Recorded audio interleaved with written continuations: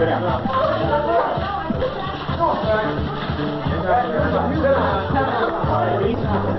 remain seated where you are. Hey man, will you put me on? Yeah. Then why isn't alcohol made illegal? Flowers and grass.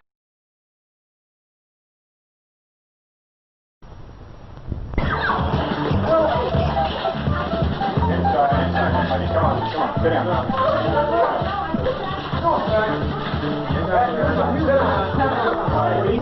Everybody remain seated where you are. Hey man, will you put me on?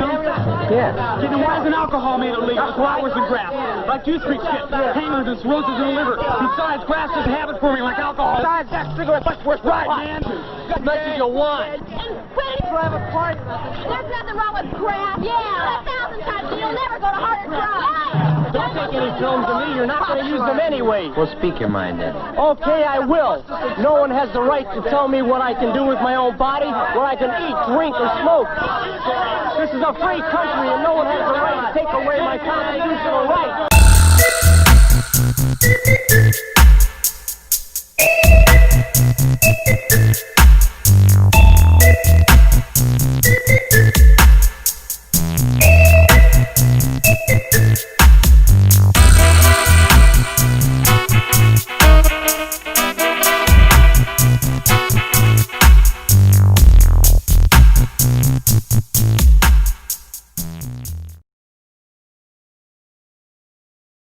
It's the Hoosier Sophisticate Show. Question all the things that you know. Steve likes the weed. Steve likes the weed. Tell about DMT. The DMT. Hoosier Sophisticate Show. The Hoosier Sophisticate Show. Hoosiers with the drink. Sophisticated blasphemy. It's the Hoosier Sophisticate Show. Question all the things that you know. So let's set our minds free for the singularity. It's the Hoosier Sophisticate Show. The Hoosier Sophisticate Show.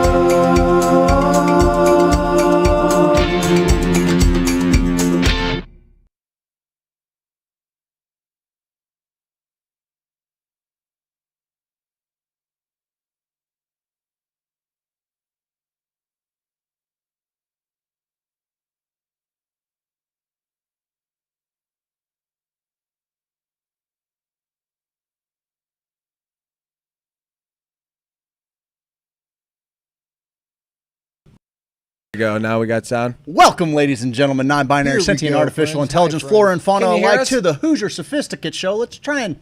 No sound. They can hear us now. No, Mike, turn that back on. They can hear us now, please. Turn it back on. Turn it back on, Mike. We're good. We're good. Guys, we're figuring this out. Every week, we're figuring it out. I have sound. I have sound, they said. They got sound. They love us. Craig, do that thing again. One more time? Yeah, one more time. Welcome, ladies and gentlemen, non-binary, sentient, artificial intelligence, flora and fauna alike, to the Hoosier Sophisticate Show.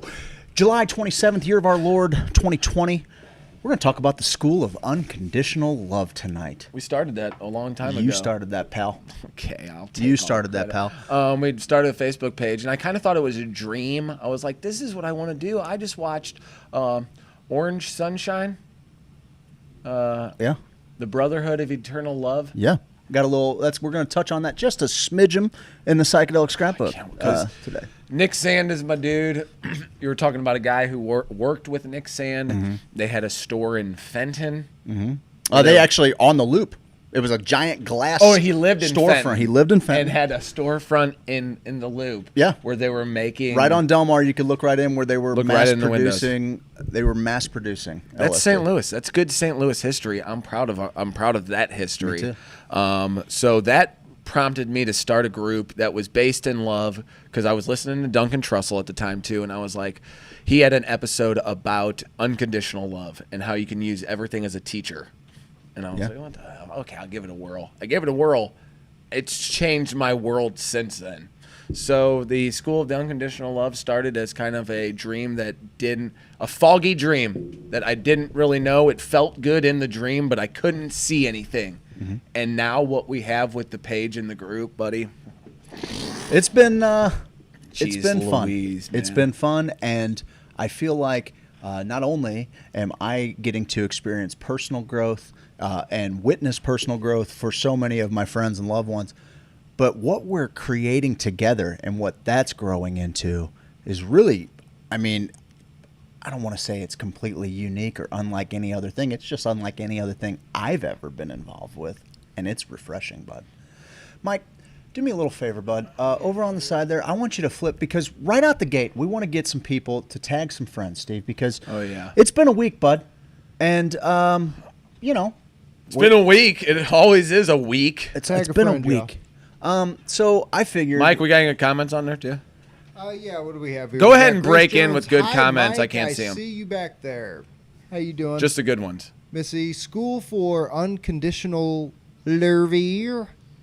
Lerv. Replying to Chris Smith, same. I make him say the intro in bed sometimes. The fuck? Missy, hashtag fresh. Tiffany Jones. What the fuck? I'm not doing all those hearts. Christopher. Howdy. What's up, Billy Joe? Tim Mitchell.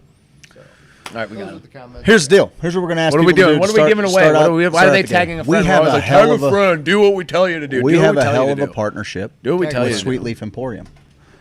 Jason Long puts the community first all the time. All day, every day. All day, every day. I've witness to witnessed it. I have too. Just to come down and visit you guys to see how he helps the community on the fly. You good? You good? All right, bud. Okay. I'm great. He's fired up. Okay. I'm great. This fires me up. So, Steve, what I wanted to do, What? or what you wanted to do, or what he Jason wants wanted us to to do. do, what Jason wants us to do is give stuff away. All the time. Right. He's like, you So- need more stuff? I'm like, no, dude, I So don't- for I can't, this no. particular little thing, you're going to tag a friend who needs some glass. What glass? Well, it's just a little spoon. What is it? Oh, Oh. was I supposed to catch Oh, you that? didn't- here, you It didn't just catch fell that. on the... Here, throw it back. I got really good hands, Craig. I got really... Oh, Jesus. Oh, is it okay still? Is it okay? Whoops. Oh, Jesus. I went under my chair. Whoopsies. Whoopsie doodle. Oh. Well, it's perfectly intact. Whoa. This is crazy. Do you guys see that? You made me so nervous earlier, bud. That I little know. spoon right there looks can't really it get looks a- like a dainty, fragile little fella. A dainty, fragile little fella. Pull it back just a smidge. Pull it back just a little bit. Tell me what to do. I'm telling you what to do, bud. That's what I do. This little spoon, we're just going to give it away. We're going to give it away tonight. Oh, shit. I dropped it Mike, again. you try it with your camera. Oh, yeah, sure, bud. Oh, shoot. Damn it. I threw it. Damn it. Womp, womp. Tag a friend who wants to win a virtually indestructible piece of glass. Virtually. I've seen a man walk on it. I watched a man walk on it. I've seen a man walk on it. And we're just going to give that away. We're I gonna think give it it's away tonight. silver fumed, too. Silver fume. Does that mean it's a color changer? How about them apples? How I know about at least them the apples? toes are. And that's a Jason Long. The toes? Yeah. The toes are his 5 little. little toes on there. He's the man. I know, dude. It's so fun. He's the man. Here, we'll show him these things, too. Oh, Oh, damn it. No, I didn't know you were going to hand that to me. sorry. Shit. Here you go. Oh, Jesus. There it goes again. Anyway, Steve, when I first got here, It's right in front of you. Steve was really trying to freak me out. Yeah, it was. I did. He was like, I'm just going to throw it to you. I'm like, I'm not really comfortable with that, bud. Oh, yep, nope. Pull him back, pull him Pull back, back. pull him back, bud. Pull him Pull back, back real bud. quick. Come back. No. No. I don't think it's working. Listen, I'll take it. we'll get some. Yeah, let Mike get a little shot of it up in his camera. Guys, Oh. these little, what would you call them? Dab Farts! tools? Dab tools? They can be, or I'm going to use it as a bowl scraper. Or as a bowl scraper, okay? But he's blown these little, beautiful little mushrooms in the head of There's a him. What are mushroom. you guys doing? There's a mushroom in it. Unbelievable craftsmanship. Guys, all you got to do is just tag a I'll friend. take a picture of it. We're going to give you this take a little picture of spoon right here. We're going to throw. I Listen. tell you what, I'll take a picture of it and I'll put it in the photo group, okay? I know. I'm trying to steal the sunshine. My bad. I'm so sorry. You know, Turn your I gotta camera throw off, my Mike. voice in. I Mike, turn can't your do camera that. off. I No, don't have they've seen complete it. Control. You got to turn your camera off. I don't have complete control, so. Okay, listen. Thank you for tagging those people. Yeah, just tag a friend. We're going to give this away today. We're going to give it away today. I might have to jump behind there. We'll do our little random wheel of generated names. But we're just trying to give you a little something to consume your medicine with, legal Missouri cannabis patients. Because, Steve, that's what we do. We talk about cannabis. We talk about psychedelics. We usually try to have some kind of conversation surrounding the community. Yeah. Maybe some philosophical thought. You saw the new open. What'll Cannabis, psychedelics, dick jokes, philosophy. we're going to do some freaky fun from the fan page. Our fan page, we went through a phase where everyone was like, this page used to be fun. Now it's just a bunch of people jerking each other off. Remember that? Yeah, I remember. But not in a good way. Yeah, Bad way. Sure. So then we were like, no, guys, people do that out of love and care and affection here, okay? We try to be different. Let's see if we can be, because I don't know. I give people credit. I've been burned. I'm a piece of crap. People have given me credit, and I'm like, ooh, really? Shouldn't have done that. I'm terrible. I've been terrible. Absolutely. The whole, You're the worst. We had a discussion involving police and Black Lives Matter. Yeah. And we also had a discussion about rural Missouri and whether or not you can bring Rural Illinois. But thank you. But yeah, Thank you. I'm not saying it's a lot different, but that there's never happened in rural we'll Missouri. draw a line. Well, I here. had Cedar Hill, that story too. I saw that flag flying, and I'm like, oh fuck, man. I didn't think it would be tough. I was like, I can't believe that shit's happening. What would happen if I did bring my buddies, people of color, African Americans, anyone, Mike? You know what I mean? Like, what if he came out there and they're like, this guy looks like Osama bin Laden with that beard. He's got his same beard as Osama bin Laden. He's trying to look like Osama. Looking like that's not me, he's living in a cave. He's doing all this crazy stuff. Man, he's got secrets. I live where I live. His house is actually pretty nice. You should see the lights he put up in his backyard. Dude, yeah, make it Otay. Make it Otay. Handyman work. service. Yes, like that is. His lights in his backyard are phenomenal. Was the Mio? Did you think about that? Were you trying to work a little Spanish in there? The Mio handyman. We were for a second, and okay. Me and Joanna were sitting there cooking, and I was like, "Make it Otay." I'm like, the slogan is, "If it ain't right, let's make it Otay," or something like that in the beginning. And we were like, "Oh, we're gonna perfect that." And then we just sat there all night, just giggling and laughing, and she was like, "This is what it is." And I'm like, all right. That's awesome, dude. It was beautiful. Cheer him. Cheer him that. Cheer him that. Thank you. No, but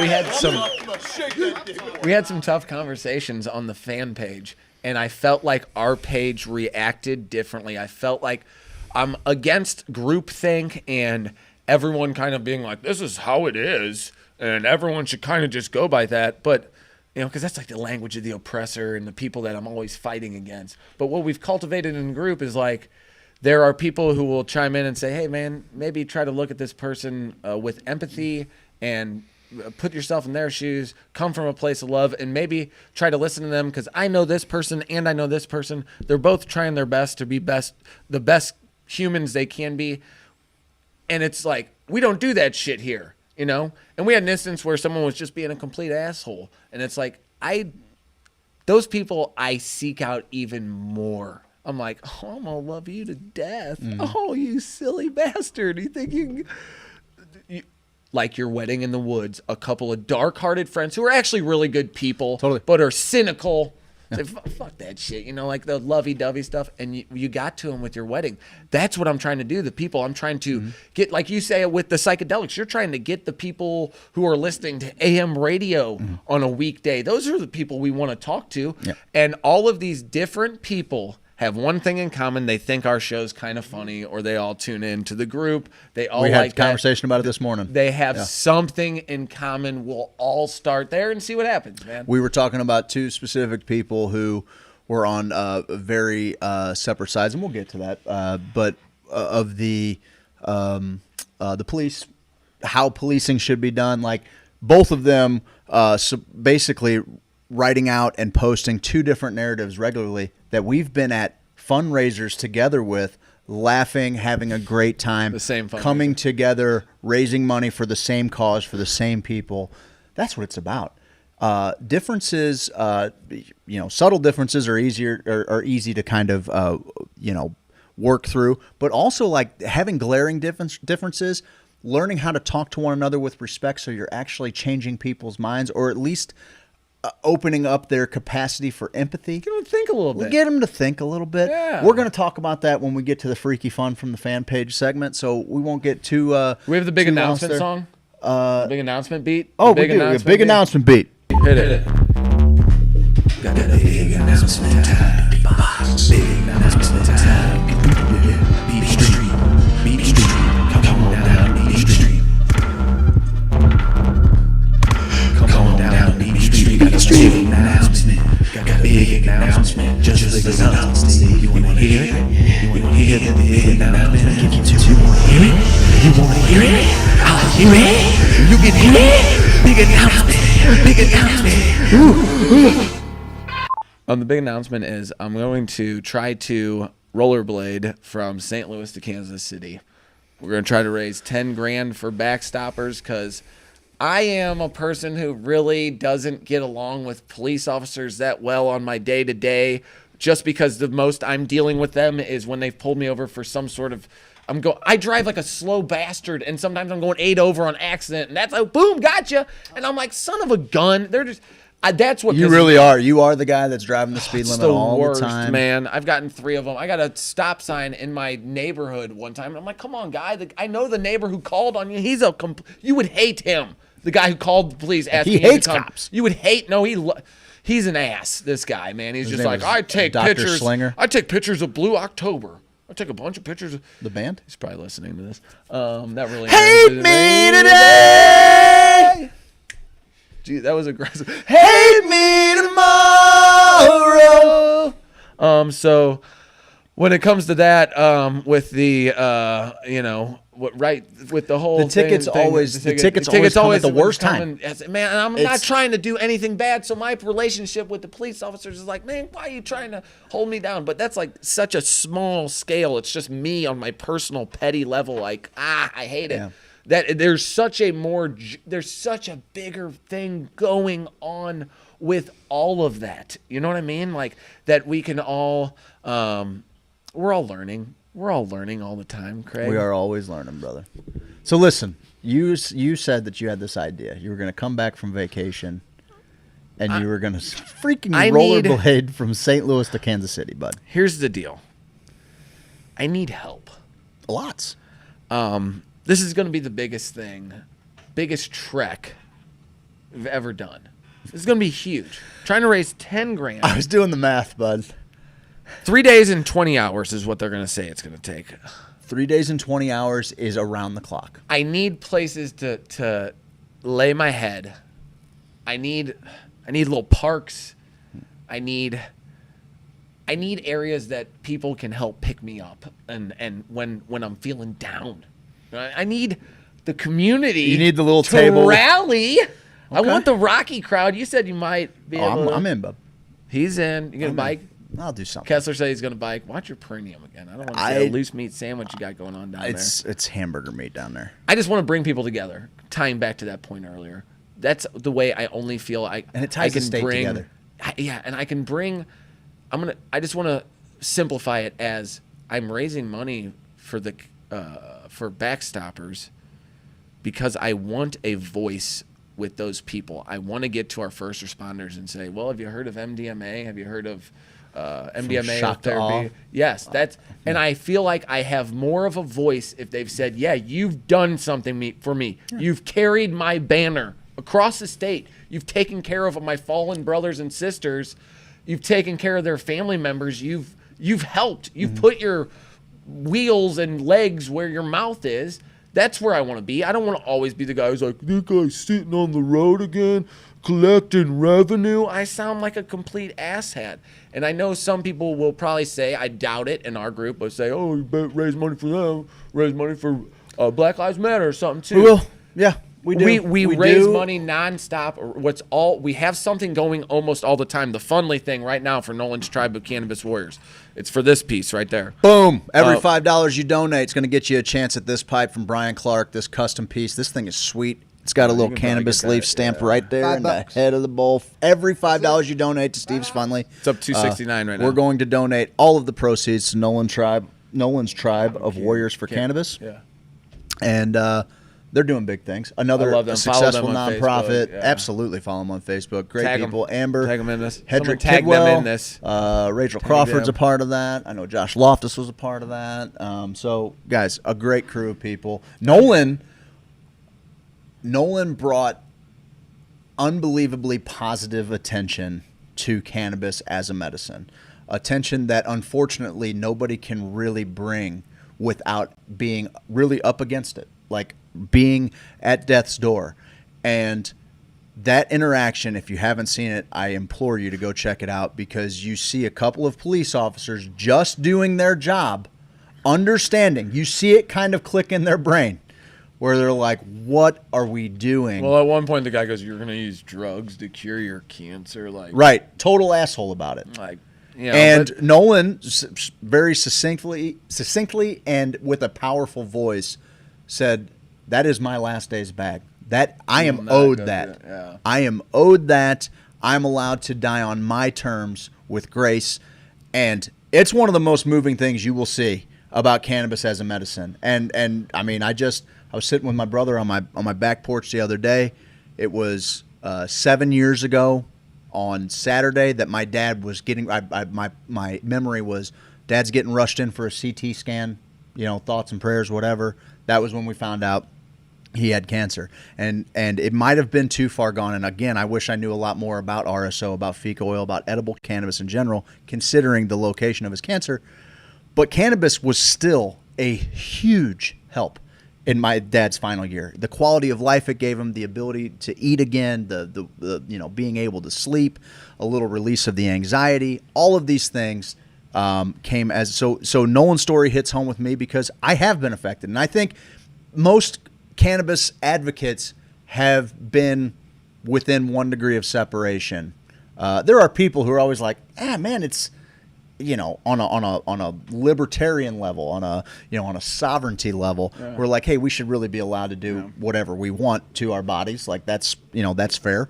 But especially people who have been affected by family members and loved ones, who've cannabis, if it didn't cure, it provided a quality of life that no pharmaceutical drug could possibly do. So $5, get you a chance at that. But buddy, when you said that you had this idea to skate from St. Louis to Kansas City, I love it on so many levels. And the fact that you said I'm going to donate to Backstoppers, I'm fucking here for it, because I found myself very frustrated with law enforcement a couple weeks ago at my wedding. For sure. That's what prompted it. Also because we have done things for police officers and for veterans. We did fill a movie theater full of first responders.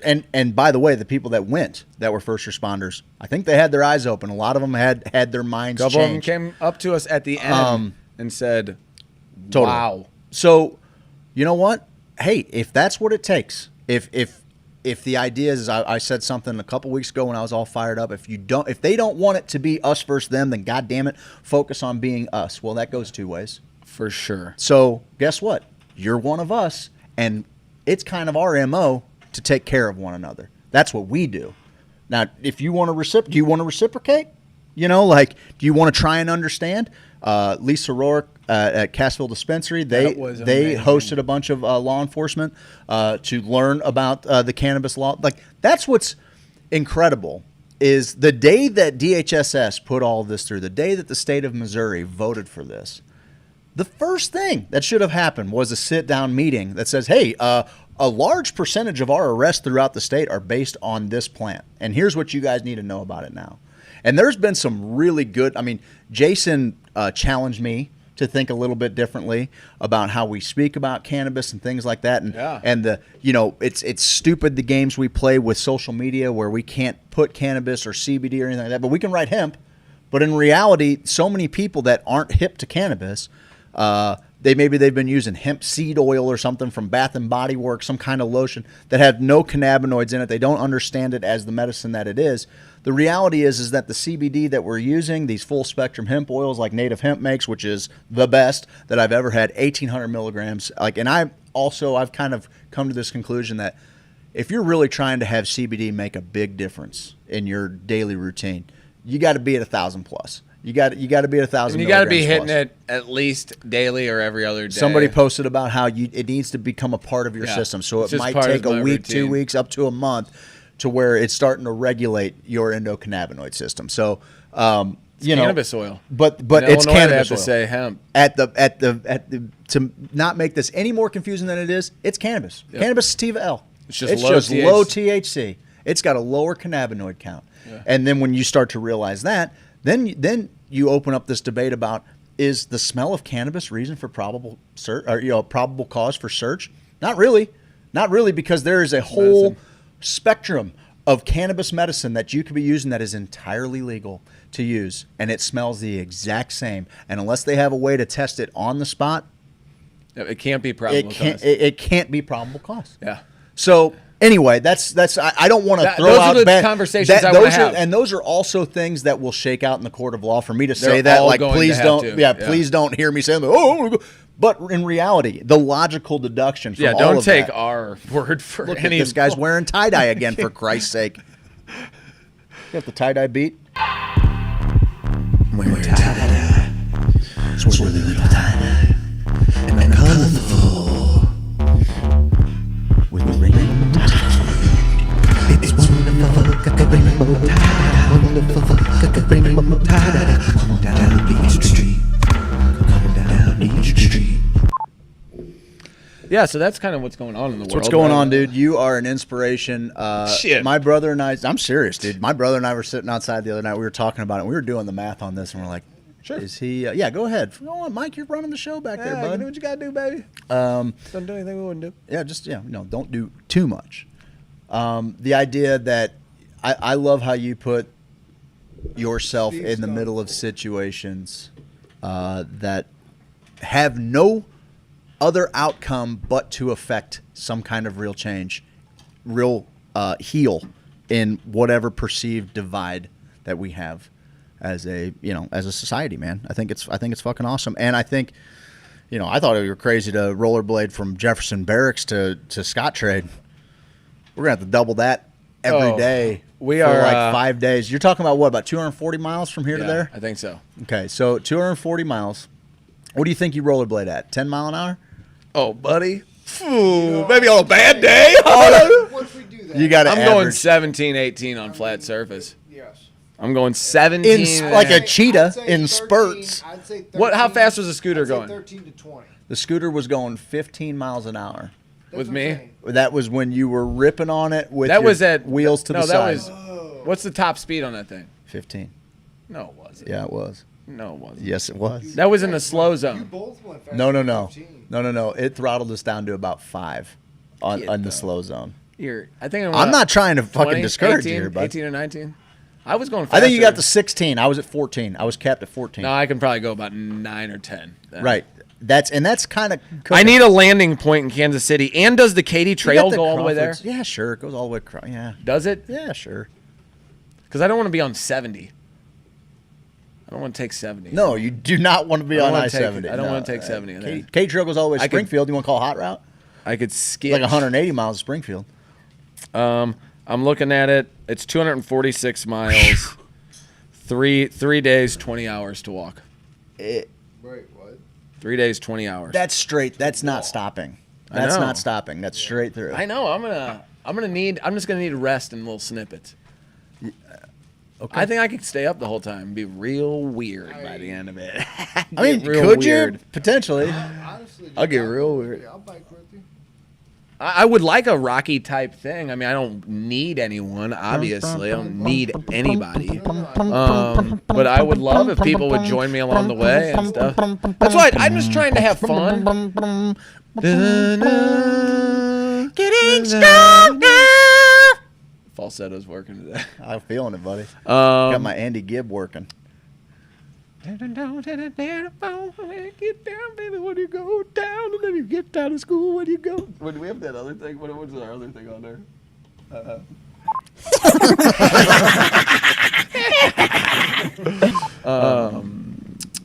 Yeah, we'll see what happens because I need to plan this out. It's going to be for the weekend after August 8th. So I guess the 15th, 16th, 17th. Your birthday is the next. 16th. Yeah. Right around 14th, 15th, 16th. My birthday's the following week. Raise 10 grand, man. Let's raise some money. And Let's go hand deliver it to the Missouri fucking highway. That's in your wheelhouse? What? Okay. All right. There ain't nothing in your Dude, I'm always a big fan of middle-aged dads who see no physical barriers between them and massive feats of marathon strength. I'm with it, bud. I'll burn heaters the whole time. I know you. I know who you are. You're an anomaly. Okay. Let's go to the text line. What are people saying here? Let's see. I'm putting you on the news. Says Rob Lowe. We'll meet you at the KC border is what Rachel Crawford says. Grace says, hell, I'll drive behind you. Dennison said, can you do it early? It's going to cover a lot of time, Dennison. Tabitha says, you're my ducking hero. Quack. Tabitha says, I see a Forrest Gump crowd following you. That's the goal. I'm going to go full Forrest Gump. Can you do it safely? Dennison asks. Matt, our buddy Matt Enright says he's going to get Elliot Davis on the horn. Oh, the last one was on the news. The one we did for Chance. Yeah, it was. I think Charlie got you right. No, it was Channel 11, and then it was Jeff Bernthal. Okay. Michael he said you rock. Tabitha says yes. Mike, do me a favor. Kill the mic too. We got a little bit of an echo action. We got some echo coming in whenever he was supposed to say code word audio. How about that? Now we're cooking. There we go. Thank you, darling, for letting me know. Lester Holt wants the rights to your first interview when you hit KC. Oh, it was really bad. Clayton got it. Guys, I think we got it fixed, right? Was it on the whole time? God damn, how long's that been on, guys? You're just now letting us know? Is that on the whole time? Okay. They said it's better. They said it's better. You're a goddamn liability, okay? Mike's the best. I'll call my nephew. He is a firefighter. Okay. Grace, fine. If you want to show us up, that's great. Jenny says you will totally rock this. Tiffany says, what kind of snacks do you want? My God, y'all should be proud. Steve should be proud. He's way better than I am. Amber says, hey, y'all. Dennison says, that fundraising site blocks my credit card for some reason. Maybe because it's been compromised. We'll catch you in OG for a pit stop on your way to Casey. Who said that? That's Tabitha. Missy says, Nolan. Well, hearts. Rachel says, it's pinned at the top. Okay, right there in St. Louis City. Here we go. I immediately thought about how Nolan felt when they tried to take my cannabis. It was so emotional. I heard that. Video is on the page for Nolan's Tribe. Let's see what else we got here. I don't want to be on 70. We don't want you to be either. Katie Trail is also gravel. So get the hell out of here. We're in Blue Springs, but off I-70, Christina Farmer says. And Annie says, Steve, please be kind to your body as you are kind to others. We love you. Echo on sound. I'm very kind to my body, and Jenny is very kind to my body, I feel you it. Know what I mean. Rob feels it in his plums, threatening to stay up the whole time. I love it. Let's see here. Super trippy, could be the edibles. Okay, so the echo was really fucking with them, guys. Yep, for a while, too. Looks good. That's fine, whatever. Don't blame us. Yes, off and on, only pay attention since you hit the last effects. Okay, thanks, Clay. Thank you, guys. Thanks for letting us know. It's a bike trail, Steve, is what our buddy Craig says. Who's that? He said, get it together. It's a bike trail. Of course, there's gravel. Hold on. There's these things called, what were those things Caesar used to wear? They're two wheels. They go on the outside of your foot. You can go, they're called like Land Cruisers or something. Caesar used to wear, like Julius Caesar? Or are you talking about the dog trainer? Dog trainer. And they probably got them from Julius Caesar, actually, because they seem like an old school invention. Okay. Like, here, I'm going to... Maybe it was Caesar Augustus. They got big... What kind of rollerblades did Caesar use? That's good. First person to find out what kind of rollerblades Caesar used wins a dab tool. What? I'm not giving those away. I know. I'm just kidding. We'll give one away. We'll give one away to whoever figures out the brand of rollerblades that Julius Caesar wore. Not Julius Caesar. Caesar Milan. Caesar Milano cookies. I loved Caesar. I loved that guy so much. Moon shoes. A lot of bad things. They're not moon shoes. Those are those stupid trampoline shoes that came What's in the the point of boxes. those? Those are the Have you worst seen the things new ever. ones that they've got like the little like eye Moon shaped shoes were like garbage. springs on the bottom? Have you Do seen they it? work? Dude, I watched this on. video of No. all of this bunch of moms. They're doing this. No. They're doing this No. aerobics class. Like I'm talking like a hit class, high intensity. Okay. And they're in those? And they're bouncing around on these fucking shoes. I couldn't. They were made out of Lego material, I can't the old imagine ones. the amount of meth this group of moms have done. come They're just on. bouncing. They're fucking getting around. They're Come on. working their jaws. It's fucking. It's Come a on. mess. Come on. It's a mess, bud. Come on. Oh no, man. Caesar Land Rollers. Who said that? Cynthia Smith. Land Rollers. That's Cynthia Smith's got them. All right, Cynthia Smith. Fine. Actually, that's good. That goes to a person we know and love who could really use Land Cruisers. I said Land Cruisers. Land rollers. Rollers. Oh, wait Who a said minute. it first? Who Oh. said it first? It looks like I got Cynthia in the feed first here. Okay. You Missy got said Cynthia? she did. I'm Land Rollers. Land Rollers. Land Rollers. Cynthia. Oh, Missy concedes to Cynthia. Cynthia good. won. Is there an echo? Good, Anybody? congratulations. There's no more Everybody echo. good? Is As there- long as Mike, you're not playing see, with buttons. It's that whole I'm just thing fucking down there. with them. You can I'm actually just fucking visual. with them. I'm just fucking with them. Hey, Mike, do me a favor. You an audio check? No, code- I was code actually word hoping you audio would change the check? graphic over there, bud. That's bud. to Here's what Go they ahead are. and do that, bud. oh, Let's go ahead and. And go so, on like, the over. dogs just you wanna pull go them take along? a friend again, or you want to take a friend again? You want to pop that in there? yeah, sure. You know, we're about Sure. 36 minutes in there. Are we that far in? Yeah, These are bud. Okay. Land Rollers. Okay. Ooh, look at that. So what do you kind of? That seems like you kind of got to be. Hey buckled guys, in I'm a going to little give you bit. about a You gotta be 30-second buckled window in a to bit. tag a friend one more time. Tag a friend. We'll give you this pipe. How are we gonna pick it? Oh, it's shattered into a million pieces. Whoopsie Here, throw it doodle. to me over here, right here. Oh, Oh, gee. Oh. Whoopsie doodle. Still perfect. See me kind of tap it.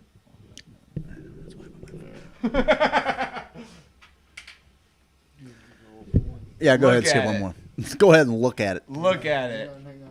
All right, we hit 30 seconds. There we is. Steve-O, you do this thing. What? You do this thing. I think it was like our very first thing we did with our recorder was we went and we covered a cannabis event, a fundraiser for Amendment did. 2. It was fun. We went down to Gazella. It was when we first met our friend John Payne. I believe it was our friend Matthew Blind's birthday. It was a whole little thing. It was going on. awesome. It was a our fun time. first You taste of the want community. to flag? The community was great to us. Our buddy Joel was working behind the bar there. It was sweet. It was great. Where Pie Guy STL is now, it was just kind of an empty area. So we just pulled the couch We up, just pulled started in. doing It some. was actually the shell of my buddy's failed business, which was awesome. So I got Really? to sit. Yeah. I didn't know that. Yeah. Okay. Just a little side story. Okay. I never heard that You story. know who you are. Okay. Loser. Trying stuff and failing at it. Who fails? Who fails at anything? Anyone who's worthy of anything fails a bunch and then learns from it and gets better and it Grows. drives them and grows. Man, Yeah. that's stupid. Anywho, cannabis news. First, I would like to talk about. Oh, guess what? Steve's talking about Sweet Leaf again. It's like Bo and House and Garden, for God's sakes. Sweet Leaf. You can get your cards there now. We want everybody to get their card. It's one game we can play to win a little bit. I don't Every wanna do a little- Missourian, but we whether should be they legal. use cannabis or not, Let's get legal on that front first, Yes. and we'll keep moving on from there. It keeps everybody legal. It keeps you out of having to pay a fine. Keeps you out of jail. I mean, a lot geez. cheaper than any kind of ticket you're going to get. Yeah. So let's focus on that. For $75, you can go to Sweet Leaf. Ashley and Paige came up to Sweet Leaf. This is something I've been waiting on Buddy. forever. Okay, so the whole process is you come in, you get on your own device. You say, do you have an email? Okay, cool. You get an email you can check right now. Great. Boom, boom, boom. You sign in with DHSS. Boom. You talk to us at Sweet Leaf. We'll tell you, okay, now you got to talk to the doctor. We get you all set up with that. You got to kind of fill out your information a few Sure. times. You go over with your phone in a quiet place, talk to the doctor. Bada bing, bada boom. It's $26.25 to register with state. $75 to get the card, so you're looking at $100 unless you want to cultivate, and I think it's extra 100. Yeah, I believe that's true. Yeah. Yeah. Extra 100 if you want to grow your own, which I recommend. Knowing Bo now, growing your own. We are going to grow. We'd had a huge meeting in Mycelial Media's possible future. Huge. And it's helped from working the Grow series and with Bo, like our rapport. And Evolution Magazine. Yes, man. Our what we've done with Bo and Grow Active Solutions, what they've helped us cultivate could be absolutely huge. But you can go get your card. Ashley and Paige are doing everything they can. Everything Aiden's Alliance is getting people who need a card, who can't afford it, are on assistance, or have something in their life that is stopping them from getting a card. Really, like, is it groceries or the card? We're gonna try to figure out a way at Sweetleaf and through Aiden's Alliance to somehow get you your card. If money is the problem, do not let money be a problem to get your medicine. Do not let money be the issue why you do not get legal medicine. Like, no dispensaries are out, though. Well, we're going to talk about that a little bit. You can grow your own medicine. You can get a caregiver. There are a lot of ways to obtain medicine. It is the Immaculate Conception period, so they cannot legally ask you how you got your medicine. You have your medicine as long as you're within your legal limits. They're going to give you your medicine back. We're seeing it all over the place. So go up to Sweetleaf. Talk to Ashley at Aiden's Alliance, Paige at what's the name of the Higher Care Clinic. Higher Care is the one who is actually doing the doctor's visits. Yep. Also with Aiden's Alliance, there's also Zayden's Coalition. Like, yes, there is no shortage of people who cannabis has helped, who are just trying to further that help and make sure that it's reaching all of the little corners of this state. I'm excited, dude. I'm so excited that those two have come together because, the Higher Care Clinic people have been great. Whitney and Perry are also just a couple of the best people that you will ever come across, and they're doing big things in Oklahoma. They came into Missouri, and they did the thing that presented the most value, in my opinion, to Missourians than anything. Rather than an established business in Oklahoma who've already have several different licenses to participate in their market, rather than them trying to get bogged down in the Missouri market too, they're like, no. But what is important is we need to get Missouri patients legal, as many of them as possible, at as fair a rate as you're going to find. Yep. And I want to say shout out to Nate on Cannabis. Follow Nate on Cannabis. I think he's almost up to 3,000. I think he's going to do a huge giveaway. We need to give him a hat or a shirt for that giveaway. Get in on that stuff. Yeah, we'll give him something. Okay, we're gonna give him. But follow Nate on Cannabis. He's doing huge things to try to get the people who got ripped off on their cards. Yeah, he's raising $10,000. Yeah, trying to get them all of their cards, because he's on the forefront too, trying to get everybody their cards, trying to figure out who's who in the business and who means what and where their heart is. Kind of trying to figure out, because he's a community guy. The people on Facebook, we're a community.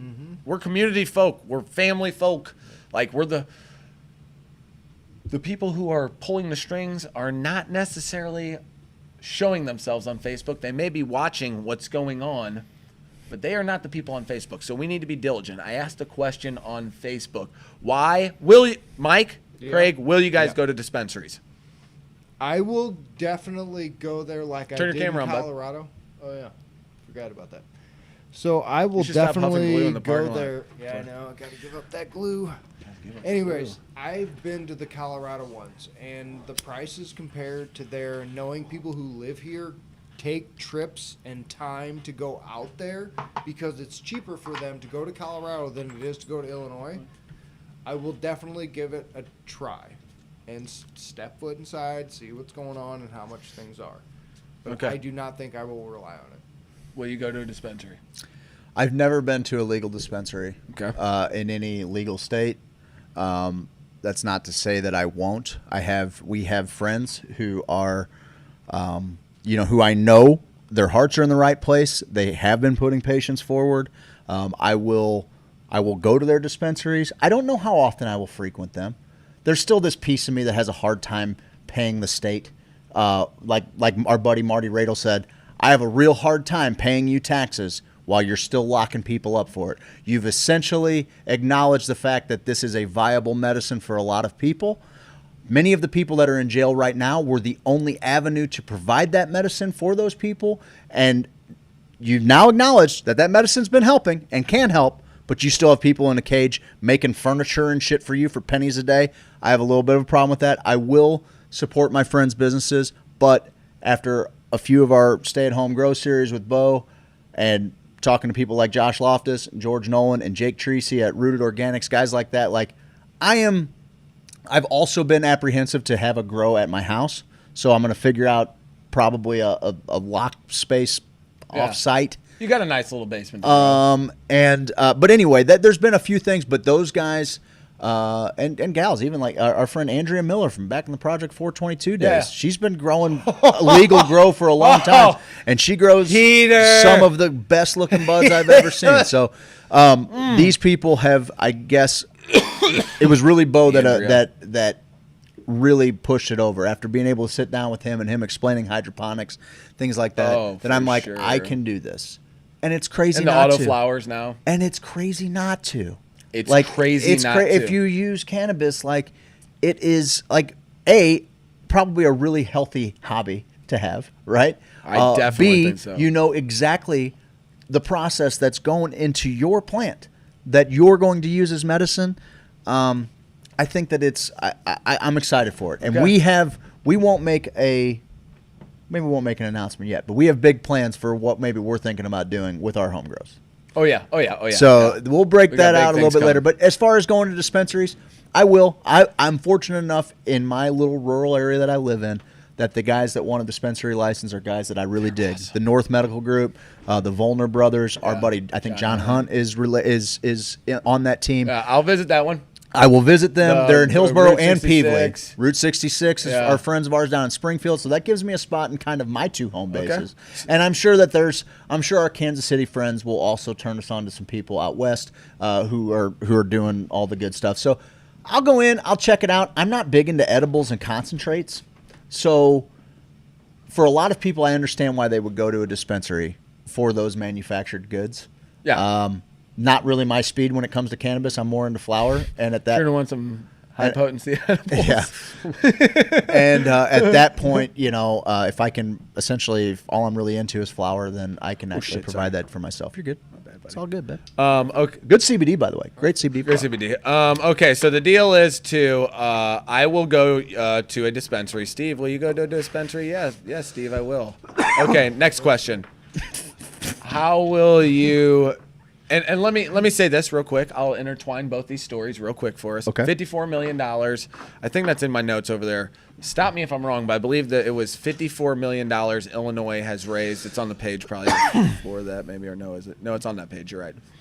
Look it down there. It says down there. It's box. Why will you go to the Curtin dispensary? Yeah, and then the next one where it says Illinois. First 6 months, $52 million tax. $52 million in first 6 months. Taxes. And that's pretty light. State. I mean, for a state that is as populous, they only have 6 but they grows. don't have a bunch of grows, and they don't have a bunch of places that you can go. They don't have a bunch of dispensaries. And what's crazy is I'd like to see what Oklahoma's numbers are right now, because they're big. They got a ton of patience. Oh yeah, and I am sitting here. I was really excited about Amendment 2, and I still can cheer the good things about it. But boy, howdy, am I into the way that Oklahoma has done everything. Yeah. So far. Okay. So people say that there's things to be worried about, but Second question: how will you pick what dispensary you go to? Yeah, I think for me, assuming I was going to go a bunch, I live off the beaten path. Yep. I do travel a lot into town and whatnot, but because I have people that I trust in my neighborhood, it's I can almost throw a rock from my back porch and hit Really? north. It's close. Damn, It's real that's close. awesome. Yeah, where we were at fishing, I mean, we're past it at that point from my house. So like that's how close I am. We're gonna bring we'll some go check them out. Floppers out there, and we're gonna. I know. We're gonna get them, bud. We need to drag a little paddle boat back there. We'll get out there. Mike. The more and more we talk about this, I would go on recommendation. Yeah, word of mouth, quality of medicine. We got a lot of those answers when I posted in the group. We got a lot of I know people who are opening a dispensary, but what I encourage people is to not vote with your dollar, but consume consciously. Consume consciously. Make sure the companies you're supporting are giving back. Craig and I got approached by a company that said, hey, we're going to send you a goodie bag. We know you guys are cannabis influencers in Missouri. And it's like, oh, God, is that what we are? Good. But really, I'm like, I did it. I'm trying to not break down. But, so I'm like, oh, that's pretty cool. And the first thing I said to him was, if you're not helping the community, just so you know, if you're not familiar with Hoosier Sophisticate, if you're not somewhere in your community saying, hey, we helped clean up a park, or we did some sort of thing that seems We genuine, built a playground for... the genuine you're trying to help. Because that's even like our sponsors. Like, all of our sponsors that we've cultivated, all the people that have come in and out of our lives, the ones that we've chosen and they've chosen us, are all the sweetest people around, man. We've tried to cultivate that into our community, and our community owns businesses, and supporting those is the best thing we can do. So if friends, okay, I get that, but let's be conscious about people who are doing good and supporting them if we can, because this stuff grows like a weed. No doubt. If you're not growing it yourself and you're not like, let's not go to the, I'm not trying to tell anybody what to do, but the one that is the brightest, shiniest lights, and they're like, hey, we've been around forever, and we're the suits, and we're the cool guys of the cannabis. Isn't this cool? They're wearing shirts like this, like me. They're posers. I'm a poser, but I love this shit now. I'm learning not to be. Okay, I like it. Okay, but you want to keep the culture alive, baby. Don't kill the culture by going to these dispensaries, these ones that are like Walgreens or whatever. Nothing against Walgreens, are great, or like the Costco of dispensaries. Maybe we try something different here. Maybe we keep it cool, keep it St. Louis, keep it Kansas City, keep it Columbia, keep it community. Like the independent. Keep it Springfield. Yeah. Oh wow. Yeah. Hey, bud. I have fun. Cheer me after that. That was Good job, good.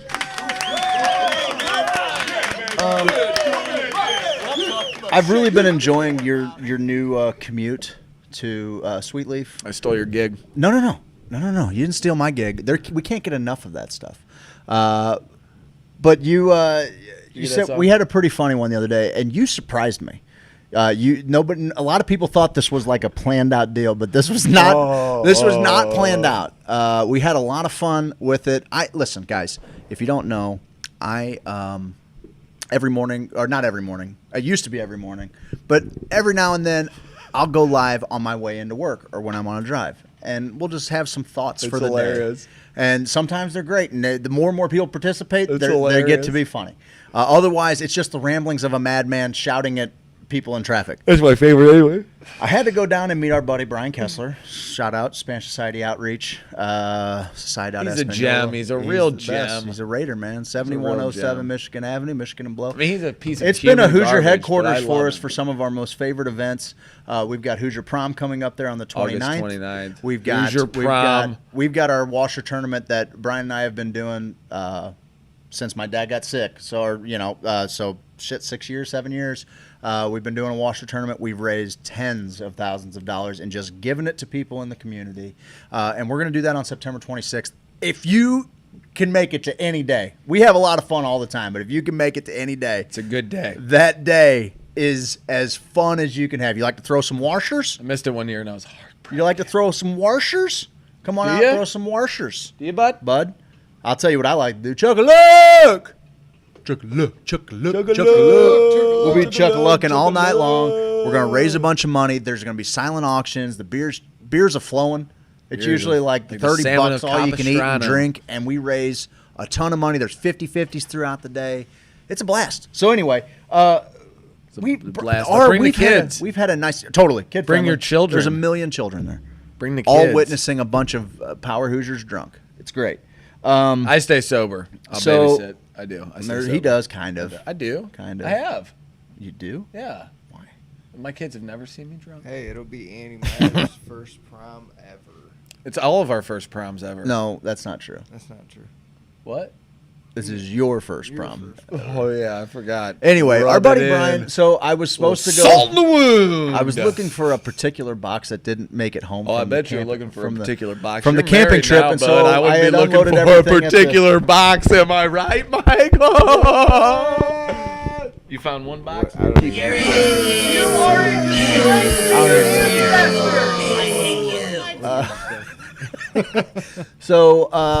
Anyway, I go to meet Brian. He's going to meet me at the Spanish Society. He's like, I got to go up there and mow anyway, no problem. So I decided I'm going to drive up He's there supposed the to be other morning. mowing at the Spanish Society. Yeah, and you you pulled showed up You there. pulled up. Nobody was there. Where was he? I want to do them while they're fresh. I want to do them while they're juicy. Because like all things ejaculate, I like things blowing up my mouth. That was disgusting. Get it together, Craig. You got to You're a fucking butt pervert. it up, pal. You got you. But I enjoyed that part. All right, here's the deal, Pickles. You know what? Let's go for a ride. I'm going over to Brian Kessler's house right now. You're going, I'm we going cut this. right now. It says, Son of a bitch is supposed to be here mowing the goddamn grass. This guy ain't stopping. Oh, you were not going to stop if I wasn't here, you fucking fucker. I'm going to his house right now. so angry. 5 minutes later, we cut that off on accident because he had to see us. Here we go. I'm pulling up to his house right now. Give him a piece of my mind. That's what I'm going to do. I'll give him a fucking piece of my mind. That's what I'm going to do. You guys coming with me?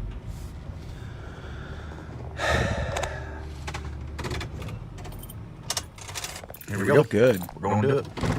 We're going to do it. I'm knocking on his door right now. Well, his grass ain't cut either. Oh, fucking surprised. Cut fucking Spanish Society grass. This is the kind of fucking shit he's running around here. Oh, just give you a little fucking view of this. Look at this. You think this guy's going to Spanish Society to fucking cut their grass? Of course he is. Of course he is. Guy's got no fucking respect for himself. It's a problem. Where's your dad? Hello. Hi, you're live. Oh, hey. Where's your husband? Oh, I'll show you. He's busy gardening. Oh, he's gardening here. Okay. I think so. Let's go. I'm gonna go give him a piece of my mind. Brian, here comes Craig. That's what I'm gonna do. Give him a piece of my mind, Ben. That's what I'm gonna do, pal. That's what I'm gonna do. I'll just go back here. There he Think is. he'd be cutting some grass. Figured he'd be cutting some grass.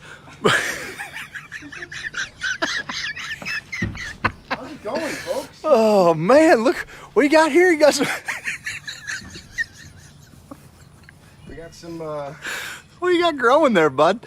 peppers, some Spanish peppers, I think they are, and just trying to weed these out a little bit. Yeah, you gotta. It's all in the hips, bud.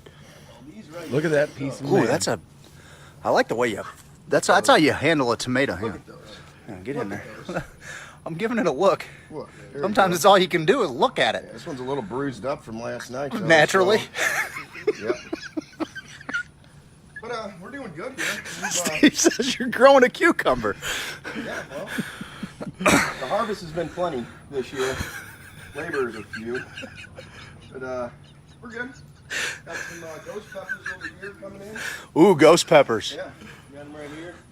Don't touch them, dude. What are you, Like a crazy? wrinkly old sack. What are you, crazy? Yeah. Wash your hands, man. What's going new? Well, I went to Spanish Society. Thought Yeah, you. we're supposed to be over there cutting grass. It might rain. Yeah, but I think we're still going to, I don't know, heavy stuff's not going to come down for a while, so I think we're good. Let's see if I can get Reggie Yeah, Reggie pissing over there on. dropping hogs in They the put a back. fire hydrant back here just so Reggie knew where to pee. Yeah, exactly. All right, guys, I'm done with you. That's the show. That's the show. This is what you can expect on Patreon. Okay, you pay a couple bucks a month, you get the bulge. Okay, you get the cukes, you get the tomatoes, you get some spicy peppers, you get some long grass, and with any luck, you get something valuable. I love you. I guess since I got cut off last time, I didn't get a chance to say it. Get out there, suck the day's dick. It's clit, whatever your sexual proclivity is. Live your life with the zest and fervor only a sophisticated Hoosier can. We love you, and I hope you have a wonderful day.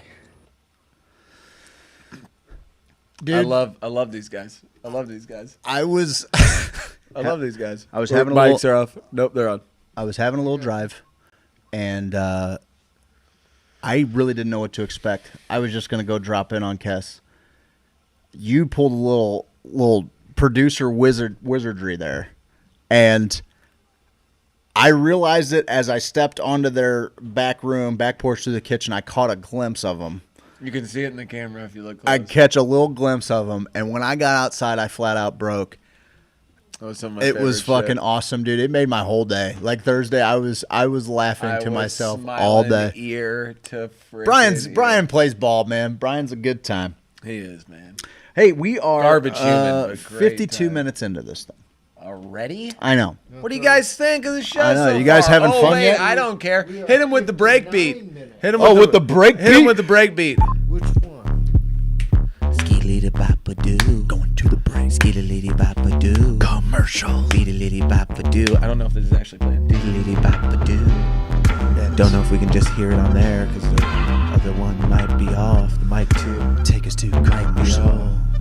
Might be off. It might be off. It might be off. James Carlton. Insurance. 314-961-4800. Handsome. Amazing. Astonishing. Astounding. Fabulous. Incredible. Fantastical. Phenomenal. Prodigious. Stupendous. Unbelievable. Wondrous. Divine. Fantastical.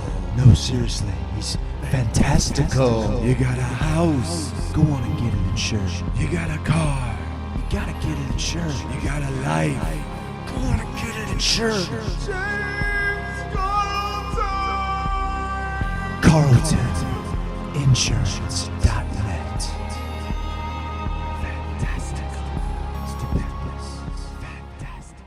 Do you take our insurance and are you cannabis friendly? Yeah. And they all said no. And then at that last phone call, that 8th phone call, I was like, do you know anybody that is? I'm desperate. I've called 7 other people. You're my 8th phone call. Yeah. At this point, I'm crying my eyes out. And this lady just felt bad for me and said, hold on, let me call you back in a few minutes.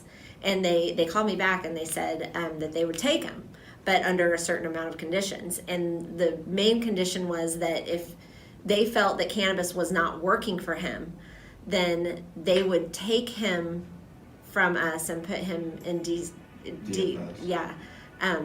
and Child Protective Services, and then they would take the other 2 kids too. Oh, because they were both underage. Then and we would be charged with child endangerment. So they'd go to federal prison. Yeah, we would go to federal prison. So we said, bring it on.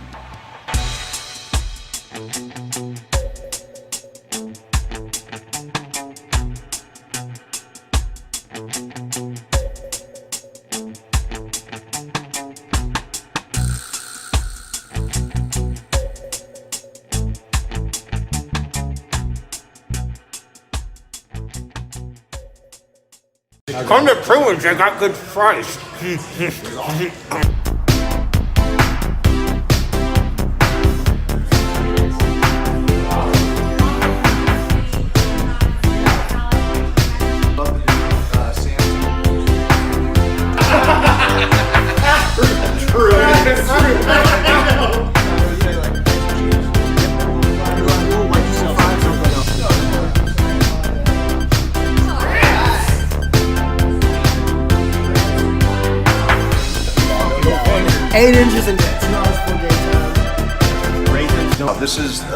This is one of the best Cubans. I try a Cuban everywhere I go. And this is one of the best damn Cubans I've ever had.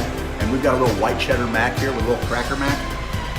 Life-changing, incendiary. Everywhere I go, I try the Cuban. This time I didn't. I got the grilled cheese bacon burger. Look at that thing. With put some pepper jack on there, some jalapenos. And we got some crinkle fries. And all I can say is, oh baby, grow baby. As you can see, this was once a delicious plate of coconut scrimps, and I devoured it. And if I had to say, if I had to give a review real quick, I'd say it's an orgasmic feast of the senses. And I love meat.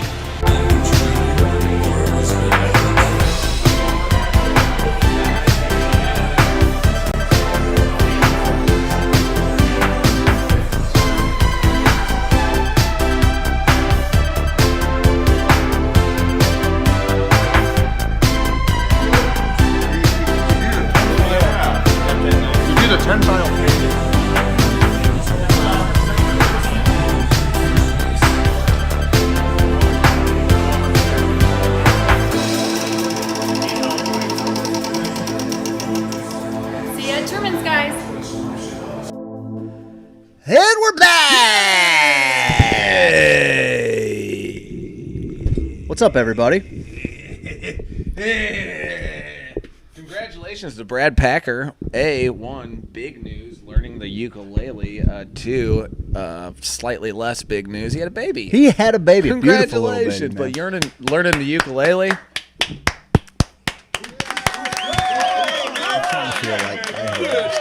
Here's the deal. Boo this man. You're you already How dare you? You still know who that was directed at. Anywho. I want to talk this week on the Why do you put Psychedelics your thing scrapbook. like this? Whose thing like what? You do it like that. Yeah, I do. How do you do it? I do it like this. I don't know. It just feels better here. It does. It feels better here. If you put it like here, it feels better. I don't Right know. there. I think that's where I'm living. Hey, listen. Give it a little kiss, or do you like to? One of On the with the show. Two-hand it. Or one-hand it. I'm so sorry. We got off the dick jokes. one of the He's talking a lot tonight. there's been some I am news. talking a lot. There's been some news here, Steve. That glue's getting to him. A gentleman who was arrested in the largest LSD bust of all time. Dad's about to lose it. You know what we need? What do we need? Here's what we need. Where is it? Where's the beat? That'll get us back on track. It's the Psychedelics Scrap. He's gonna sit there angry the whole time.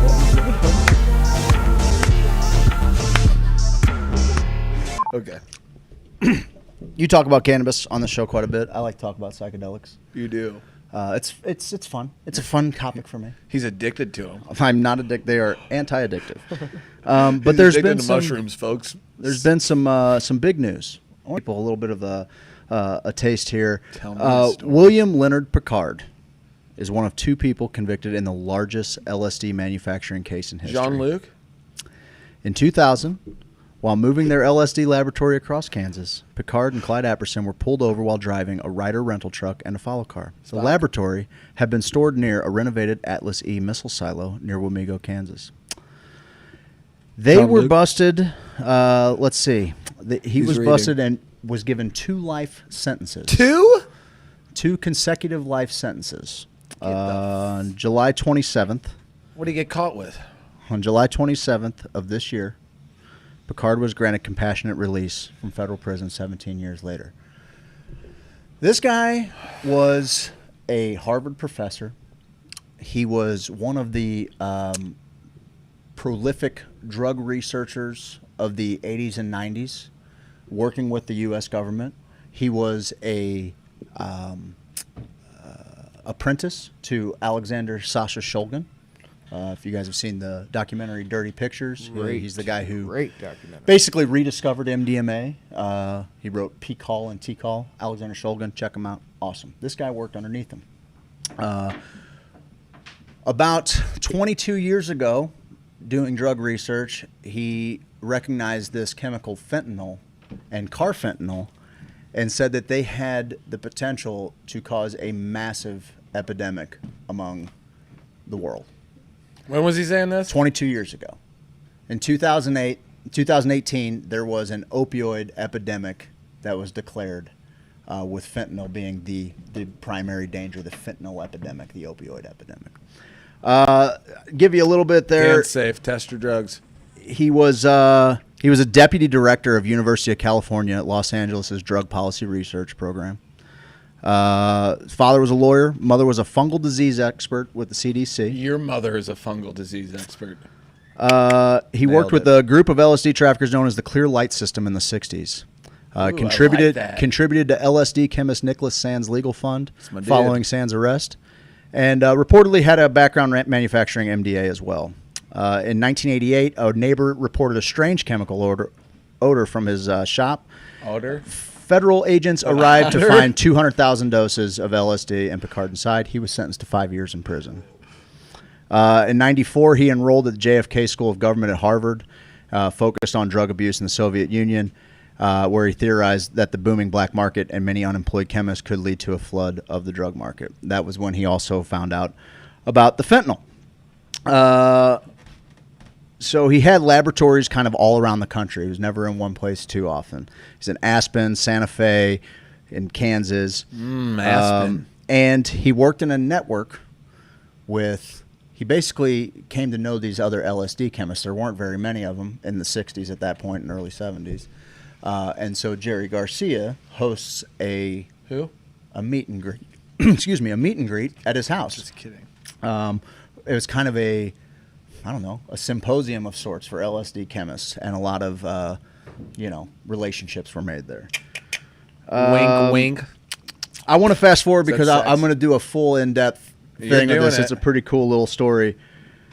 But when authorities busted him in his lab, they found less than 6 ounces of ergotamine tartrate during the arrest. They claim they normally produce up to 1 kilogram of LSD every 5 weeks.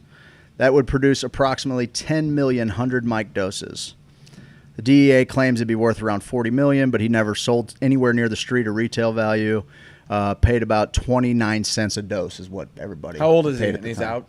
He's just about to turn 75 in October, and they released him on compassionate release. So whatever that means, he gets to live out the rest of his days. He was. Interview him? I would love to interview him. I think he's. Bring him out. Let's Mike. bring him on. Bring him out. Here he goes. Bring out the guest. William Leonard Picard. Bring out the guest. Bring out the guest. Here he comes. Just kidding. He's not guys. here. He's not here. He's not here. He did not. He couldn't make it tonight. He was previously engaged. He just got out of jail, and he thought that there probably wasn't anything else he'd rather do after being released. Nope. He's not. Nope. No. Okay. So yeah, they're talking about tens of millions of hits of acid he was caught with. He was probably with the Kohler Wedding Party, that new group that's facilitating. You know how they had the Clear Light District or whatever that was? I hear there's a new one called the Kohler Wedding Party, and they are kingpins of everything. Just ask Highway Patrol, man. That's what they thought anyway. Ask them. Ask them. Should ask them. I probably should ask why they targeted my wedding. That's probably not a bad We'll idea. ask them afterwards. Yeah. After the run. We'll go ask them. Like, now that that's over, why are you messing with my friends and my friendship? Why are you messing with my friendship, man? Are you trying to sink my friendship? Oh, God. Give me just like a little. Give me some. Give me some. Craig, give me. We all use this. Don't lick it with your COVID tongue. I didn't lick it. Don't lick it with your COVID tongue, fella. William Leonard Picard is being released after 17 years. Jean-Luc? In jail. No, not Jean-Luc. Not Jean-Luc. Thank you for acknowledging me. We can move on. Can we move on? Hey, you know what, Steve? So that's this week's Psychedelic Scrapbook. I'll tell you what, bud. We had a little segment. We recorded an intro to it. It's still the most embarrassing thing I feel I've ever done. God. But we do a segment, and we tease it a little bit in the beginning. It's called Freaky Fun from the fan page. Let's take them for a ride, buddy.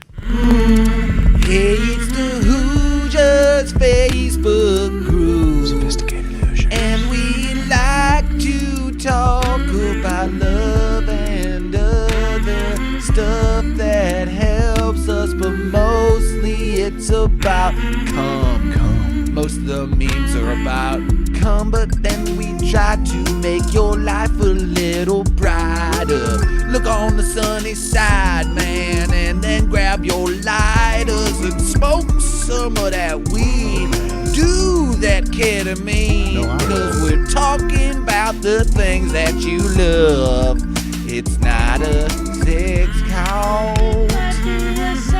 Yeah, I said it's not a sex cult at all. Okay, maybe it's a sex. Oh, it's definitely a sex cult. It's definitely a sex cult. Definitely a sex cult. You gotta get in the bed on. Good God. Yeah, girl. You know I'm just looking for a little princess to shove a pineapple in my ass and spit in my mouth. Call me a pig and tell me to hold my jizz until your parents can come watch. Yeah. No, go ahead and Make it 3 fingers. All right, we can shoot for 4. Okay, baby. And now it's time for Freaky Fun from the fan page. I'm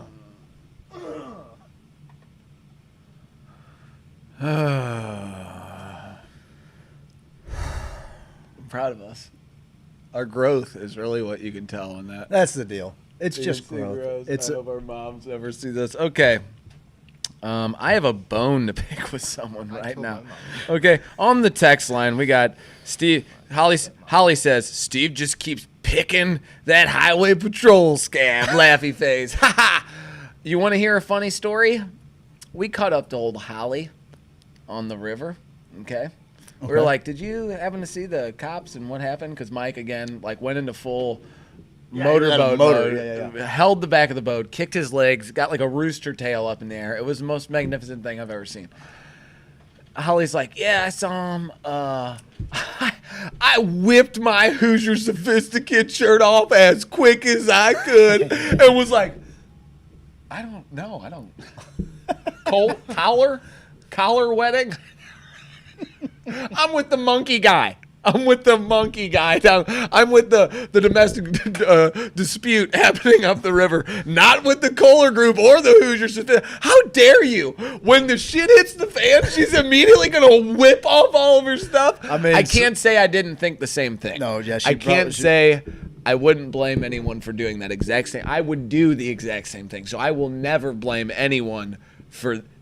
That was a good move. At that point, that's a smart move. Survival of the fittest. No doubt. Yeah, no doubt. You don't have to outrun. You're out of the will. You don't have to outrun the cops. You just have to outrun the slowest person. Just get on down the road. Yeah, she's like, who? What? No, those. I know they've been bothering me all day. Yeah, they are trouble. I've smelled. You smell a dirty. I think it was pot. It was stinky. It was stinky pot. So Holly's on my shit list for the rest of my life. She's laughing. No, it was great. Getting to spend some time with Holly on the river. Dude, I still haven't written my I post know. yet. You said it was hard to pick your favorite moment. Yeah, I've got. You really nailed it. Like that was every other year. It's like, oh, that moment was really special. I had 30 of those, man. Getting to talk, Mike. Making he had to get his gal off of the water. She was turning red by the second, so I understand. Sure. But getting those little. Jenny left me for dead. I don't even want to talk about it, okay? I still say it. Yeah, Mike came to save my wife, and she's like, don't even need Steve who? Saved your ass, Steve too, who? while you were fishing. Saved my ass. For the last 3 hours. Saved my ass. I was too busy. I was too busy shepherding the flock. I was too busy shepherding the flock to even know what they're talking about. I was fishing. I never chose to paddle. I don't know. Does Joe not know what a float trip entails being in the sun? She got on there and she's like, what is this? 6 hours in the sun? I'm like, you're on a raft. What did you think this was going to be? You got yourself into this. And then Mike had to paddle his ass off. And Mike, God bless him, he didn't even complain. If that had been Jenny, I'd have been like, you know what you got yourself into? I am not paddling whole damn Bird's time. nest. Damn it. Yeah, boo. Let's string this out. She'd have been paddling the whole time. I wouldn't have lost control of my cast. If I had a bigger raft. We had a little, okay, so we talked about them a little bit in the beginning. We had a couple of posts in the group. Family spats. Family spats, but spats healthy family spats, I thought. Healthy. I thought that, well, let's start with a seemingly innocuous moment. Max Price, former guest of the show when we were at 920, he posted some kind of meme or something. Conspiracy theory. Yeah. And people were like, just kind of reacting to it pretty cordially. It's probably crazy. It was a pedophile thing, I think. The Tom Hanks thing, was it? Something along those lines. And he's like, I've been able to kind of post this in every other group and really get a reaction out of it. A different response here. Not really the response I was getting everywhere else. Got a different response. So that was kind of cool.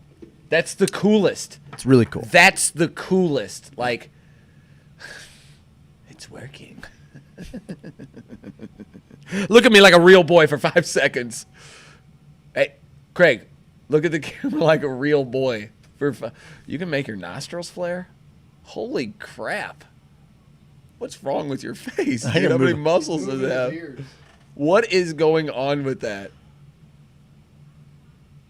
Your head's expanding. Can anyone get a go?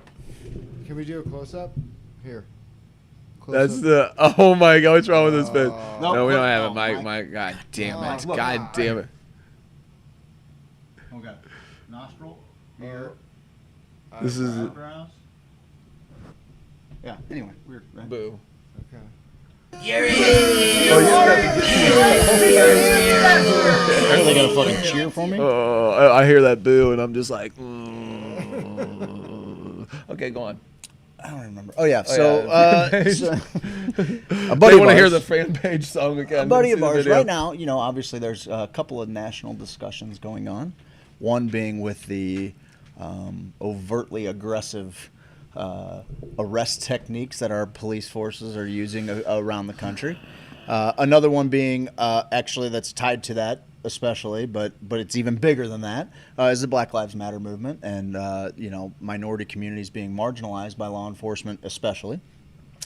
So, with this conversation in an election years are always a little more tuned up. Of course, it's 2020. We got all kinds of things going on right now.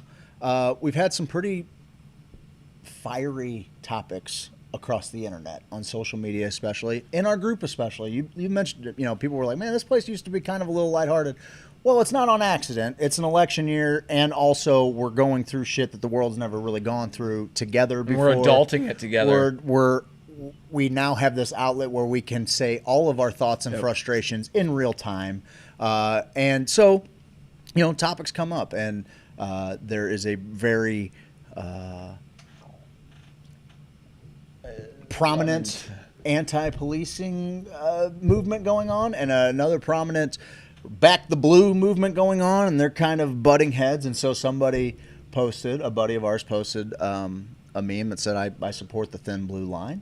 And I was like, I saw who posted it, and I was like, okay, let's see how this one rides out. And it wrote out about exactly how I thought. You know, right now there are definitely more vocal people in the party speaking against the way that policing has been done. I think it's a very a lot of it's very reasonable.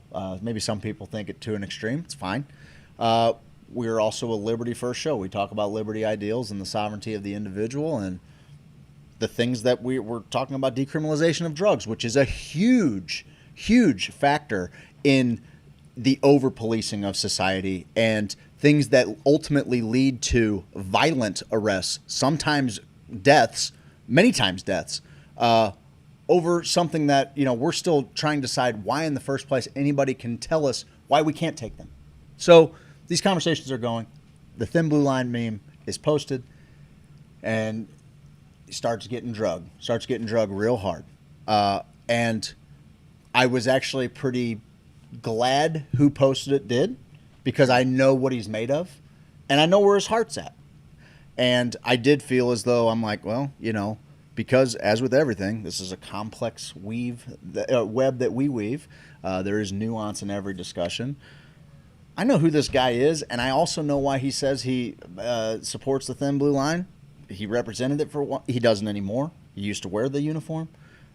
He's also a guy that is probably the most generous person that I know as far as just giving to people. He comes to mind when someone would ask you. When times are hard, who's somebody that is going out of their way to not only make a monetary donation, but also create an event that raises even more money than he could possibly give. I mean, we were a part of a thing at Orlando's, a fundraiser, and he packed that joint. And who was the buddy? Your buddy, the blues player, Reed Lowe did a little auction. Not my buddy. No, he's your buddy, pal.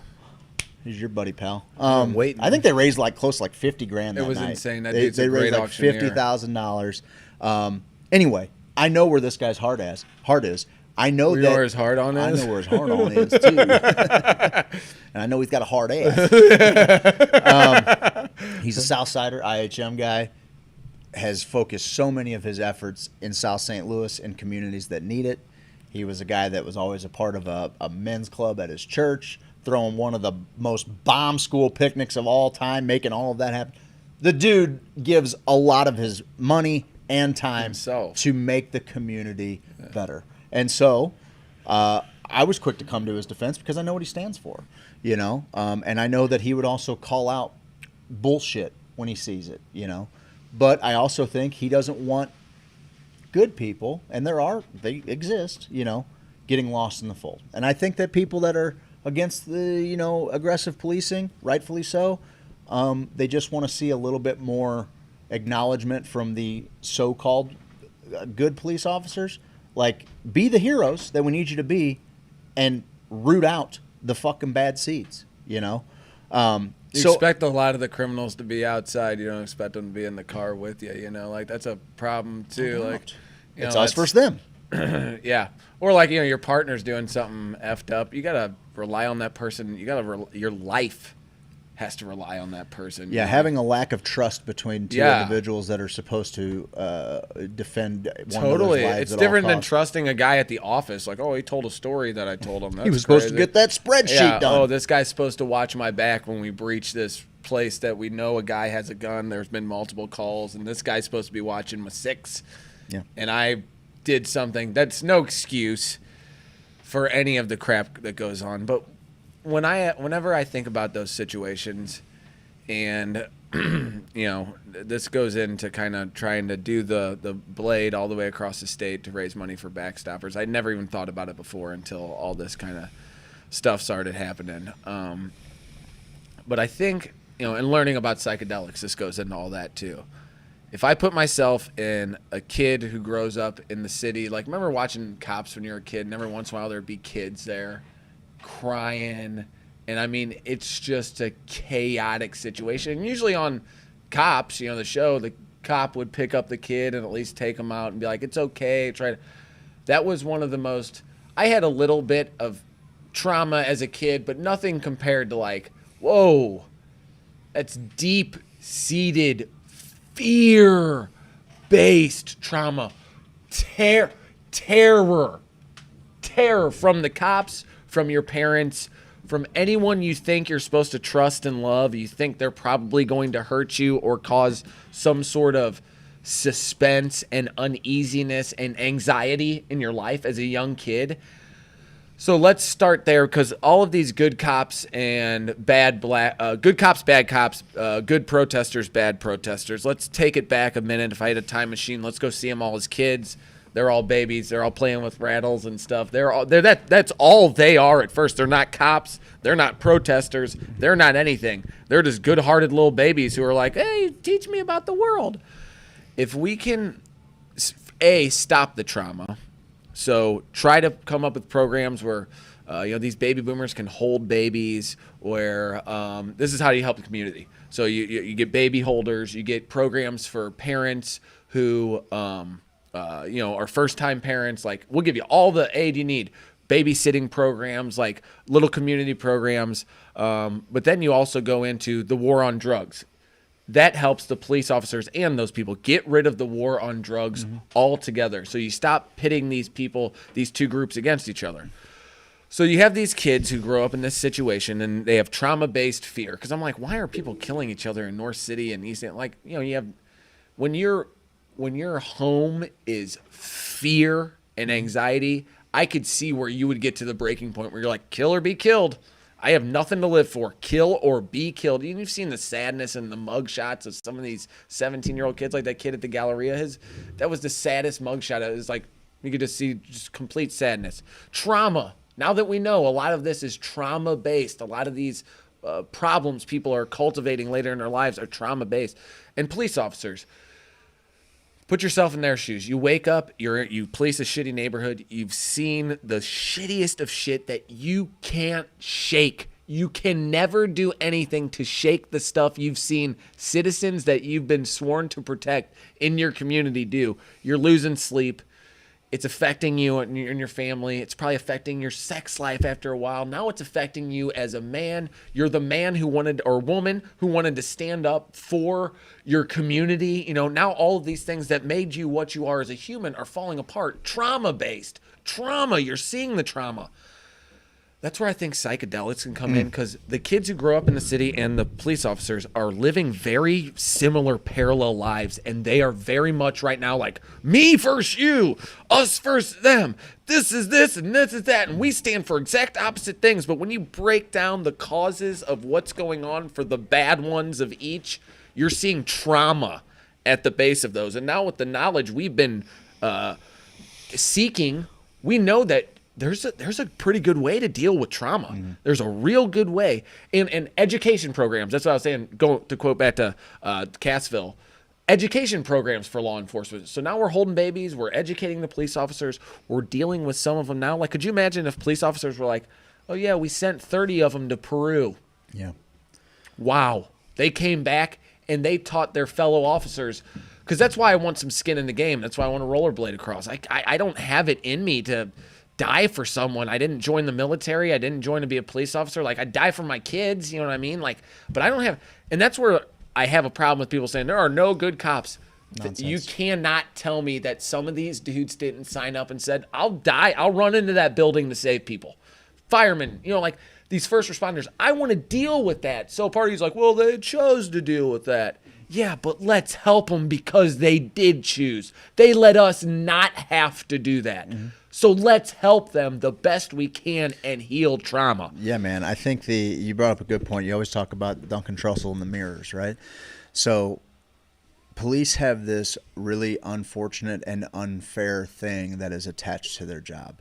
And that is that they are put in situations that the system has set up to fail. And the system has, just by doing their job, there is a divide, right? Yeah.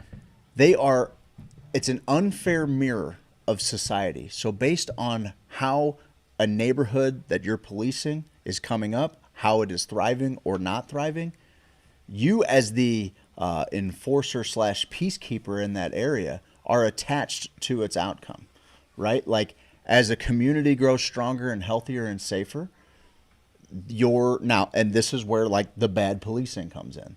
That's when you're like, okay, I think about shit like Eric Garner, right, in New York, and I think about like that shit grinds me to the bone, because it's like this all started over loose cigarettes. Is that right? Is that what I'm understanding? Like, the idea that you have to imagine laws, and the laws that we make, as, are they important enough to enforce death, right? Yeah. Is death, this is ultimately what the state is, right? And what force is from the state. It is excused violence for the sake of the state. And there are some things where you can say, I could see why a police officer would have to use lethal action there. And there are some things where you're like, how in the world did that ever escalate to a point where somebody had to have their hand on a weapon? Why did that law? That's Fear. the one. Fear, 100%. That's why I often think about put yourself in the shoes of the cop killing the person. You have this. I used to have dreams about accidentally killing people in my dreams, and the fear I would wake up with, like, oh, I accidentally got into a car accident and killed some, like the trauma I felt just from those dreams.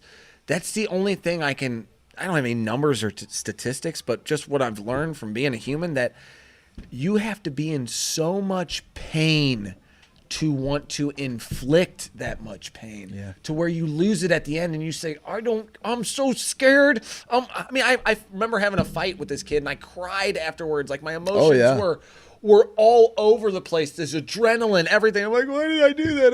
I'm more likely to cry angry than I am cry sad. For sure, man. And so if you're under trauma every day, day in, day out, 10 years of it, not sleeping well, not eating well, not producing a good life, and then you get an instance where your adrenaline's peaked and you're like, that's it, I'm just going to fucking end it. You know, I'm going to end it for somebody. Or, because you've watched videos where people get shot and the cop's like, oh, sure.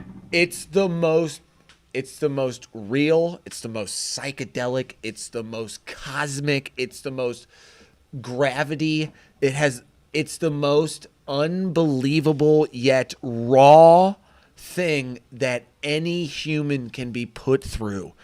And if we can start attacking that trauma through every aspect of what we do now is with this community and spreading love. I have said I love you to people more and more and gotten more I love yous to me in the last month after Cotillion and your wedding than I have in a long time. And it's been steadily growing where people I didn't expect who are leaving the house are like, love you. Yep. And I'm like, I love you too. Physical touch, man. I think that our group really lives the 5 love languages. I think every one of them is really represented. There are gift givers, man. There are people who just get quality time. There are people who are good about giving the most lasting loves, physical touch, like always affirming one another, always affirming one another and giving people, like letting people hear good things about themselves, and also allowing people the space that they need to come to terms with their thoughts, finding a way to love people through differences. Yeah. And that is the great connector between the two conversations on the page this week.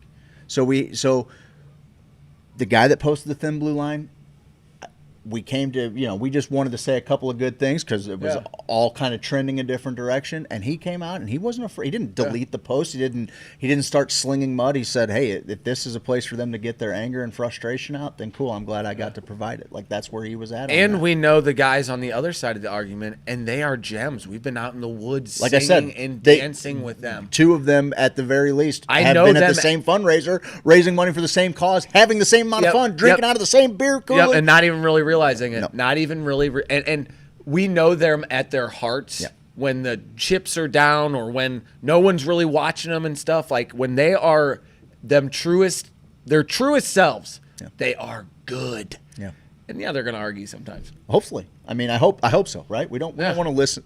We don't want to exist in an echo chamber. I argued about Mongolia today just because I hadn't gotten in an argument in a while. Okay. That's fair. And someone was that is where falconry is pretty. And Mitchell? I know Mitch, yeah. Hey, Mitch, who died and left you expert of Mongolian landscape, bud. He's Mongolian. He's from Mongolia. Is he? Damn it, that was the one thing I was worried about. Yeah, Mitch. Mitch is from Mongolian Mitch. Mongolian Mitch. Hit him with that Mongolian Mitch beat. Mongolian Mitch. Mitchell Mongolia. Mongolian Mitch. Mongolian Mitch. More like Mongolian bitch. All right, back to it. So then we had another. We had another conversation, and this one was focused more on race, which is and fishing. It's like, listen, I don't care if Jeffrey Dahmer has a fishing hole. I'm not going to give it up. Okay, I don't care who you are. Hitler's got a good little bass pond. I'm sure. Pol Pot, big fisherman. If he's got a good bass pond. Can I just tangent for a second? This is going to freak you out. No, I'm joking. Wait. Fuck those guys. Okay. Fuck those guys. Kidding. Go. Okay. I was driving down Old 21 the other day. I was going to get some fireworks before the wedding. There's this building, and then after I do that, I go to get on New 21. Right. I'm driving down the road. There's this building off to the side. It's called like the Fishing Hole. Year-round, 24/7 fishing. It was like a bait shop, and I guess they were just built over the top of a little pond or something. It's since dilapidated and run down, but this was an indoor fishing place. Like in the Barnhart area, probably. Driving down Old 21, and it just made me think of you. I'm like, how cool would that be? What? Just be able to go meet at the old fishing hole. You can fish inside? Indoors. Like, think about a tank? I think that it was just built over a pond. It's closed now. Let's open it up. Let's open it back up, bro. Open it up tonight. So we had a talk, and a buddy of ours who, all buddies connected through fishing, he posted a post. I went fishing. So I went fishing at this property in Illinois. It's like a buddy of a buddy that they kind of talk to. It's kind of like you drive around and you say, hey, oh, you got chickens and eggs? Cool. What's that pond like in the back? Can I get you a 30-pack? And maybe I can fish in that pond anytime? It's those type of relationships that you're cultivating out there. Because I even asked Jesse, I'm like, how well do you know this guy? Because you don't really want to go on anyone's property in the middle of the woods. It's nerve-wracking. It's way nerve-wracking. Way nerve-wracking. And even like people were getting shot on the rivers during float trips over the years where they went too far into the woods to take a piss or whatever, and some ornery homeowner comes out and is like, "What do you never heard that story of that dad?" Homeowner? Landowner. Bromeo. So I went with Jesse. I actually marveled at what we were doing, dude. We were two caulks sitting in a boat in the middle of Illinois in prairie land, and we're sitting there and we're having trying to have a nuanced discussion best we could about how we're trying to learn and grow. How we're like, well, I would have never said I had any racist tendencies. Now I'm like, shit, my parents had all these I wouldn't have said my parents were racist, but now rehearing some of the things they said and how they thought, and some things were just normal, like N knocking was just a normal thing people said in the neighborhood. N rich was things like parents would say out loud. It wasn't like, oh, that's what you have to say. So thinking about that as a kid, I'm like, oh my God, dude. And I got to check myself. And Jesse grows up off of Route 3 in Illinois. East side, baby. Yeah. So he's like, he's the crazy white family, he said, on his block. It's, everyone's like, stay away from Jesse. Stay away from that family over there. They're wild. And I'm like, that's kind of fun. I'm just looking for different things. And I'm like, that's kind of a different dynamic than you're getting fed every day on the news or whatever you're being broadcast to. So we're out there trying to have the best conversation we can about how we can be better, how we can kind of figure things out. We actually even talked about, he's like, I would love to bring, John or Al or, people out here who are. We could probably say their names. I think it was pretty public. Okay, but it's on YouTube and stuff. Okay, fair enough. I don't want to go too far. Will you switch that back John to the Doe. tag screen? But, friends who are of darker skin, and he's worried about them running into trouble out there. Not anything else, but I would hate for someone to come out here and start shit and it turn into a thing that gets out of hand real quick. And I was like, man, that's crazy you said that. I went fishing. The first house on the river we come to, it has the Confederate flag flying. And I'm like, in this era, in this climate, that's your choice, is to be like, I'm not going to rethink that thing. I'm going to fly it higher now, which that's amazing to me that so much of that bullshit is going on. Like the Cardinals Black Lives Matter shirts, if we want to even get into that. We can totally get into that. Wild on there, on the quotes. The message boards. The message boards. So we have this conversation, and we come back. Post some pictures of your catch. And then I guess I didn't really see what happened after that, but it got brought up on Facebook one way or the other. And Jesse said he was worried about bringing Alvin out there. I'm the worst, dude. About bringing a guy out there. Rewind that. Bringing his buddy out there. And then that was sat on for a few days. We got to think about it. Then it became a conversation that we had within the group. Today. And how everybody... Or last night. It was a lot of different perspectives, and some people know one party, some people know another party, some people know both. But some people know neither. Yeah, some people know neither. The thing I got out of it is that I still have a lot of work to do, and maybe we should stand up against it all. But also, you don't want to put any of your friends in jeopardy. I don't want to do that. When I saw that, I thought, oh, I could bring my buddies out here, but I'd for sure hate if something happened. Listen, there's no question in my mind, I'll bring my friends wherever, and if it comes down to it, I'm going to fight for their honor. 100%. But I'm also very aware. I was able very quickly, because I know that the two parties know one another. I know that the party who said that, I know that Jesse essentially... I've said all their names numerous times. Yeah, I know that he really cares deeply about this other dude. He's been nothing but a great friend to me. I've watched how willing he was to learn about things that a culture that he's not necessarily an active part of, but he's a supporter of. He's been a tremendous fan. He's been at the events. He's donated money to causes. And like I said, he's only ever spoke highly of this other person, played softball together with him, things like that. So also know this guy has invited Jesse over to his house, had him over to his house, yeah, whatever. He's had him over. They've had very good discussions because Jesse is from the East Side. Like, he has a lot more perspective than the average white guy because he's a minority in his community, no doubt, like you had already brought up. So he usually brings some nice balance to the discussion, you know. He's an odd duck who's willing to learn to learn.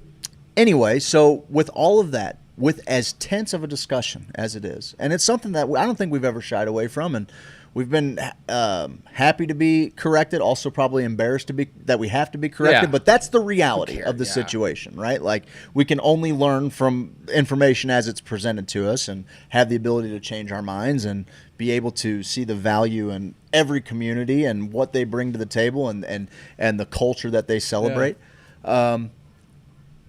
That conversation, there were people who were like, ooh, this was probably be a better one for a phone call. And both of them have each other's numbers. And it absolutely could have been a phone call. But because of the place that they decided to have this conversation, I'd like to think that it played a little bit in to, you know, I hope people saw the OP. I think that they were like, man, we could probably have this conversation here. And sure enough, people came out for, I don't even want to call it both sides, because the two of them are still amicable. They're still friendly. They're still friends. It was two different perspectives of the same situation. Both of them, I think, trying to do what was in the best interest of their friend. Or wanting to participate and I think everybody's heart was in the right place. Yeah. Even with the post today, because it prompted 40 of us to have a conversation that was so deep and so empathetic and so understanding that people that don't know the parties involved had their minds changed. They were at least offered perspective. Maybe they didn't change their mind. Maybe, but they did understand that these two people were coming from two different places. What seemingly looked like an insult or maybe a wrongdoing, was maybe just a misunderstanding of intention. And also, maybe that intention is still something that the other party who was affected by it says, okay, going forward, just know that you don't know that, and I would rather you just give me the benefit of the doubt and we'll just deal with whatever comes of it. And I think that that's a reasonable, expectation. I'm a worst case scenario guy, so cold case anyway, guy. There were people that did not, I promise you, just because of the number of people that did participate in the conversation, there were a bunch of people that didn't participate in the conversation that read through it and were like, that was a healthy dialogue. That was a healthy dialogue. That was love first. Nobody was sniping anybody. It was everybody just trying to, okay, but look at it this way just a little bit. Hear where you're coming from. I'm here to Here's learn, where I'm at. man. Help me learn. That's what we have. I used to get caught up on, I don't want to say certain things or do certain things. I'll stay everything in here and not really get anything. You got to sound dumb every once in a while and ask a question that's like, I'm here to learn. I am coming from love, hopefully. I just want to know what kind of perspective you have so I can change to be better. And I have to listen and I have to keep an open mind. Yeah. And if I can do those two things, I'm here for you. Yeah. I'll love you no matter what. Like, I'm trying to live that Jesus life where it's like, oh, they even wronged me. Okay, well, that person probably needs more love than the next person. If they're hurting people, they probably need more love. But seeing the way our group kind of handled it and how the party's involved, and Al, man, I learned so much from him and from Jesse because their perspectives are so different than mine and probably from each other's. Yeah. And hearing how they think, how their wheels start moving. How it applies to them. Yes, because my wheels will start in one place and it goes to the next synapse, next one. Well, theirs starts in a totally different path and it's like, and you're like, whoa! I didn't even think of it that way. Yeah, totally. That's it.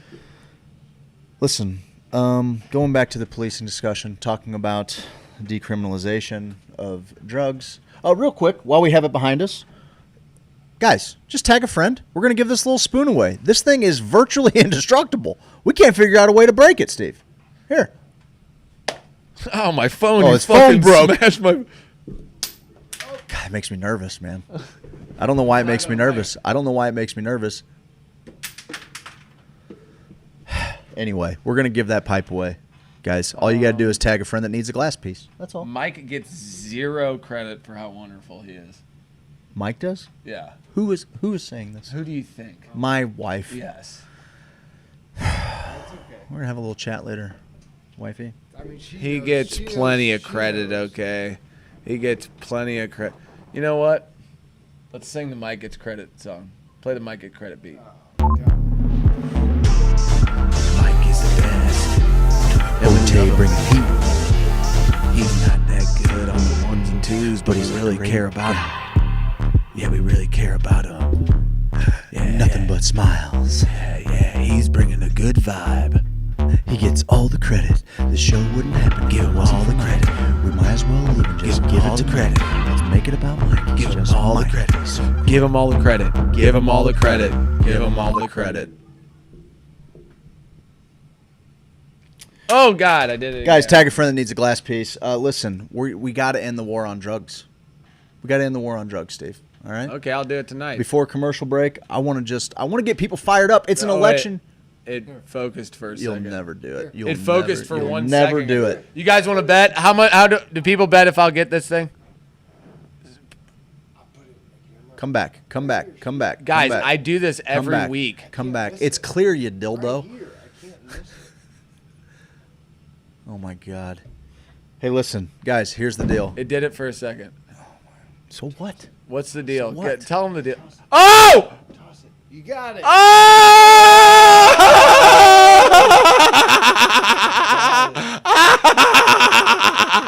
Don't tell me what to do, how to focus a toe pipe. Don't tell me. Don't ever tell me. I just wanted you to toss it so I wouldn't catch it. Be ready on those ones and twos, Mike. Guys, we got to end the war on drugs. Whoa, where did that thing go? Into a vortex. Unbelievable. Right here, Pastor. Oh, Jesus Christ. Oh, that bounced over his feet. Guys, it's an Jason election. Long, It's an election year. You're probably feeling a little exasperated. Before we go to break, we want to bring you some fun. We're going to have him tag all these people and then go immediately to break. Yeah. So the first thing these people see when they come into this It's going to be this. Now, Nope, not that one. about chemistry. What I do know, it's likely that the hydrogen atoms inside your body are about 13.5 billion years old. And I might not know a lot about nanotechnology, but I do know it's important in quantum computing and the eventual takeover by our machine overlords. And I might not know a lot about otters, but damn is it cute when they hold their hands as they go to sleep. But what I do know is the correct bait to use at what time of day to catch you a real nice hog of a largemouth bass. And what I do know are the beautiful intricacies and sensations that is the cannabis plant. And what I do know are how psychedelics can help heal the nation filled with pain, trauma, and anxiety. I believe in America. I believe in the world. And most of all, I believe in you. Thank you, and I approve this message. This ad paid for by Mycelial Media, mainly out of Craig's bank account, so please don't tell Craig that we are paying for it out of Mycelial Media. Thank you, and goodbye. Hey girl, where you wanna go? I don't care, I just love you. Are you hungry? Do you wanna get something to eat? I don't care, I'm kinda hungry. Well, what sounds good? Anything sounds good, you pick. How about some Mexican?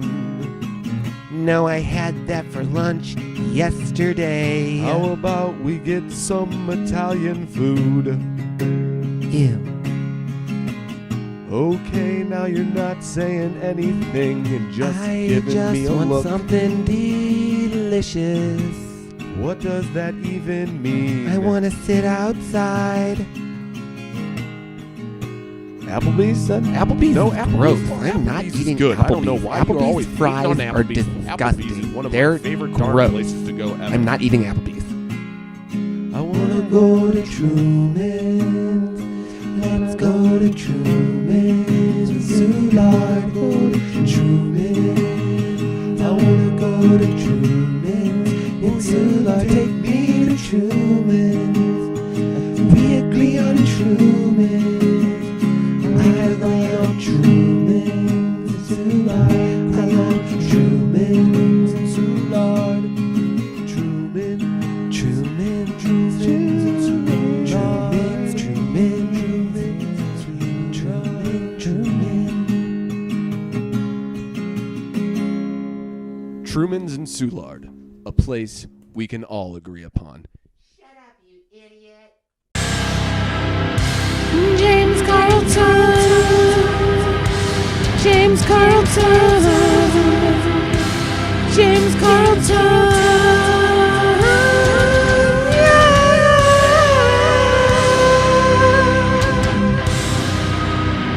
You gotta get your insurance, gotta get that State Farm insurance. You think you found the best insurance agent in the game?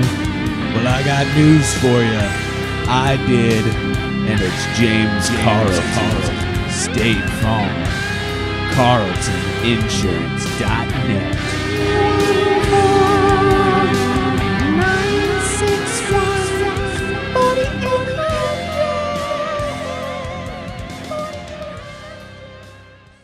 Hey everybody, I'm just making this post as a little public service announcement.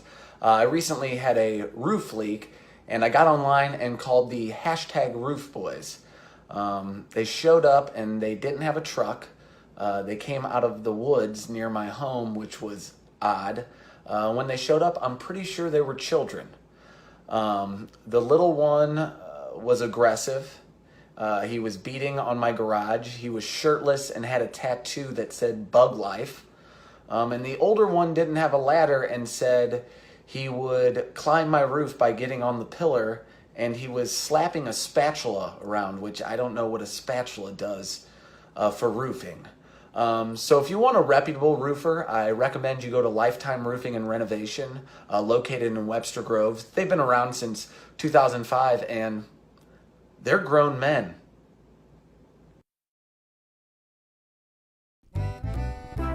Hey guys, it's me, Kippy the Crazy Koala Bear, and I'm here to tell you about James Carlton Insurance. Kids, quiet down. It's the best. Kids, quiet down and listen to Kippy.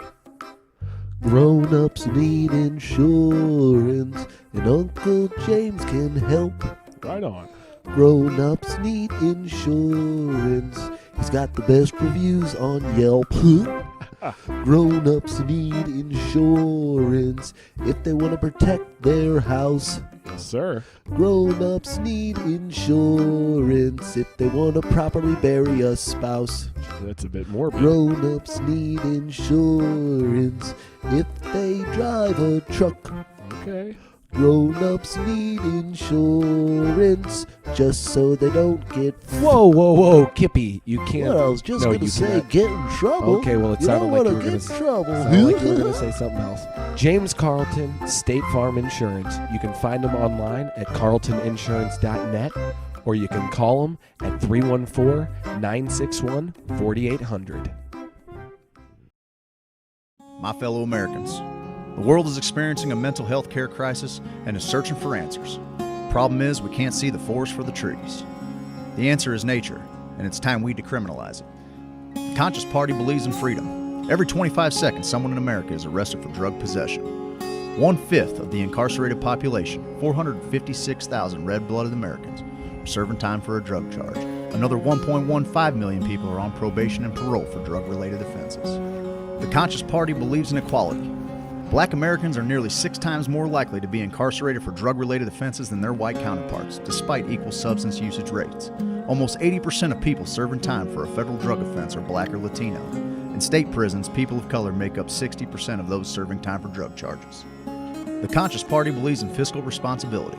In 2015, the federal government spent an estimated $9.2 million every day to incarcerate people charged with drug-related offenses. That's more than $3.3 billion annually. It's time we take back our country. The Conscious Party believes in love. The Conscious Party believes in America. And most importantly, the Conscious Party believes in you. I'm Craig Kohler, and I approve this message. This ad paid for with money out of Steve's piggy bank he typically uses to buy legal smokable herbs and concentrates.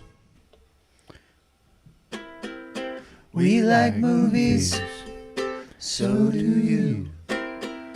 We like internet, so do you. Streaming picks of the week.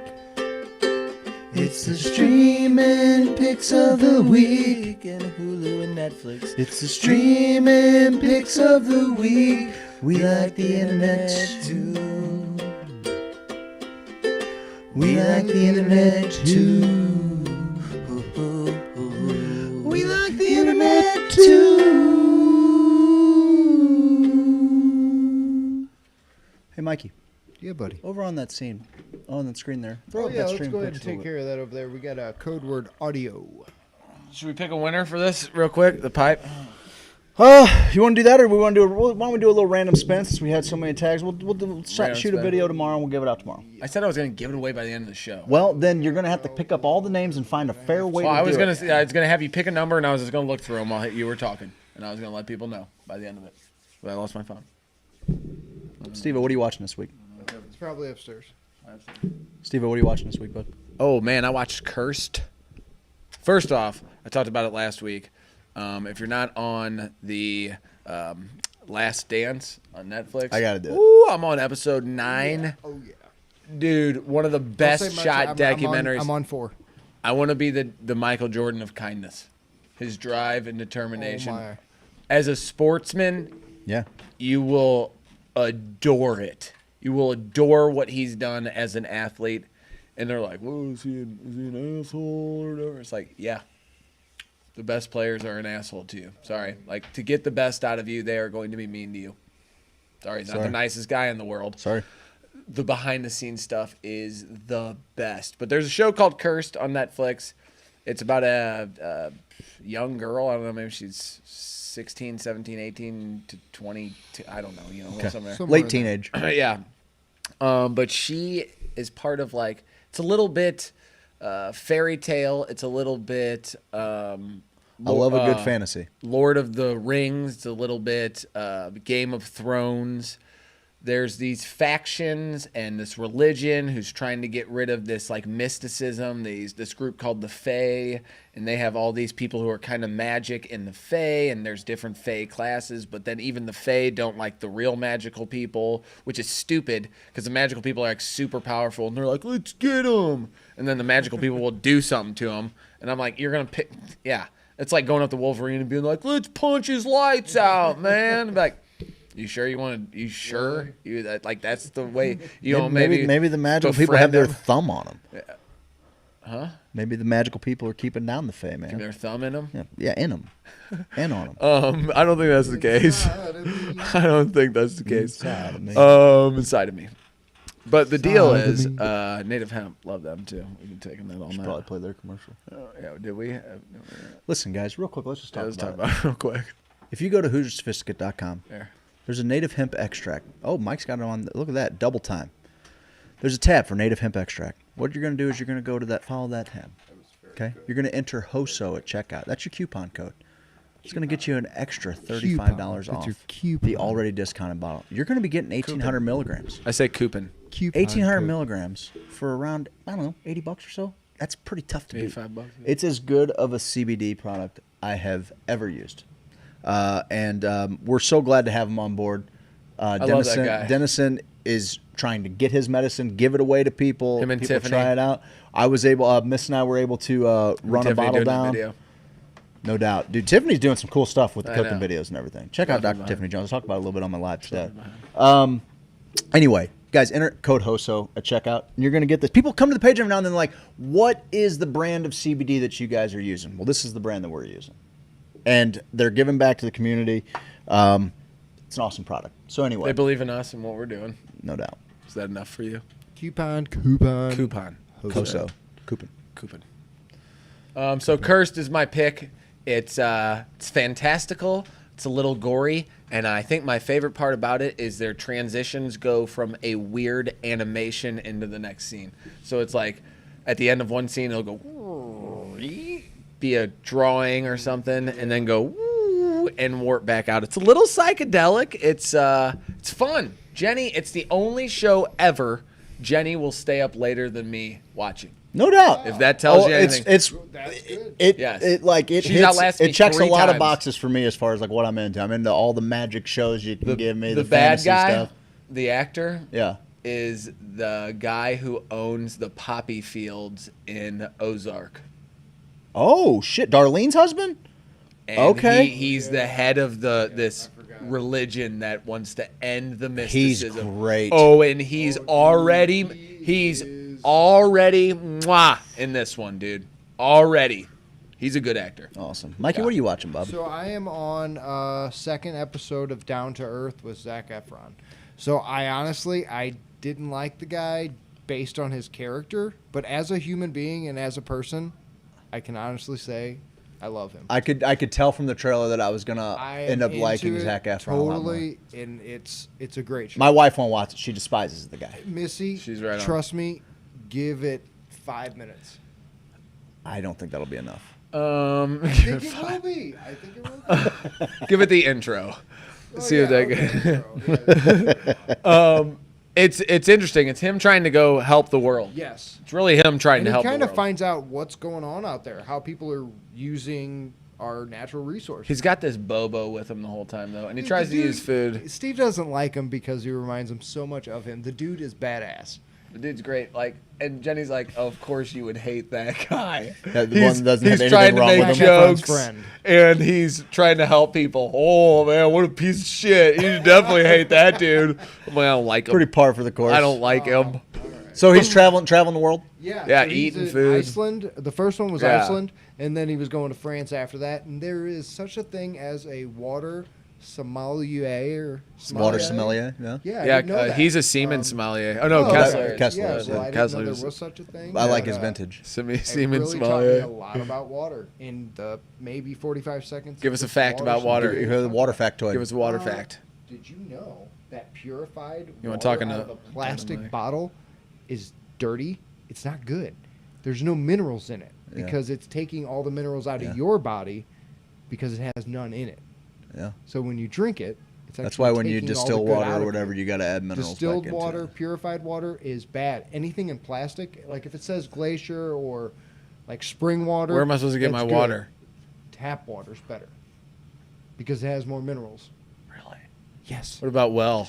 We have friends. Well water has more minerals. What about river water? You guys want on some good water? You talk to our friends Heather and Nathan. Hey, talk to them. We have one of the top 100 waters. I'm sorry, top 10 waters in the United States. Top 1,000. Be the Source LLC will get you fixed up with all of your water needs. I didn't take my CBD tonight. Sorry. CBD. I mean, you can get some more of that. Oh, there went. There was that the other one? That wasn't the pipe. Nope, this is this thing though. But that didn't break, did it? It didn't. Oh, that one made me nervous. That one made me real nervous. What am I watching? Well, I'm glad you asked, Steve. Hey, Craig, what are you watching, man? Everyone's interested. Mucho. When you watch a show, Missy, you'll realize he's really not fake as fuck. But, hey, whatever. It's all good. Craig, what are you watching? Mucho. Amor. Mucho amor. The Legend of Walter Mercado. It's so good. Who is that? Dude, okay, so buddy. I was prompted to watch this because I was listening to the Joe Rogan Fight Companion with Joey Diaz and Tony Hinchcliffe. And there's certain... You gotta be kidding me, bud. That didn't break you either. You gotta be kidding me, bud. It's all right. We'll just let it be. Oh, it's got Yeah, you're tempting fate, fella. No, you see, that's what I'm happens. kidding. That's what happens, you see. I was kidding this time. Okay. Mucho more. So I'm listening to this Joe Rogan Fight Companion with Tony Diaz, or Joey Diaz, Uncle Joey, and Tony Hinchcliffe, and he's talking about. He's like, "Let me tell you something, Joe Rogan. Have you seen this? Any Spaniard growing up, this guy was the guy. He was on in everybody's house." And I'm like, "What is he? What is he talking about?" And it was like, so Walter Mercado was like the world's first TV astrologer. Brings astrology. I think he got to be in like 150 different countries when he was at the top of his game. His guy started the Psychic Network. Yes, the Psychic Friends Network was started. His manager started that, and that turns into a really dark and crazy story. So he's kind of he's just an interesting character all around. And what's really cool is like, I think he was born in the 40s or something, 30s or 40s. And really? Yes. And as he was coming up, he was kind of this androgynous. He looks like your grandma. He looks like your grandma. He rocked the grandma hair. He's got the collagen-filled lips. Like, totally. Looks like a hot grandma. Like a Shirley MacLaine or something in the late years. In the late years. So, anyway, this guy Who's that chick, Kathleen Turner? He kind of looks like Kathleen Turner. State. Oh, cool. Yeah, I know. Weird factoid. He gave us a water factoid we all knew. You can get a little Kathleen Ferner Kathleen Ferner factoid. I've been a Kathleen Ferner factoid. That was dandy. So anyway, I can do anything I want. This is my show, Steve. So anyway, friend of Greg's. I am captivated by this story that I wasn't quite sure on. It's on Netflix. It's on Netflix. Mucho Amor. Apparently, this guy was in every Spanish-speaking country. He's Puerto Rican. They started to put him in, like, it wasn't Telemundo, but it was something. It was like there was like the most viewed show in Hispanic cultures, and they were like, "Whoa!" He came out one time, did like an interview, and they're like, "You're gonna be here tomorrow." The phone lines and we got to get you in that outfit all the time. Wears these just luxurious capes. He's like a Spanish Liberace, right? And he's got all of the he gives everybody their signs. And Joey Diaz is talking about how you come in Grandma's house, you come in Abuelita's house, and he's on. You better not talk. Everybody's like, you shut up. I'm waiting for my sign.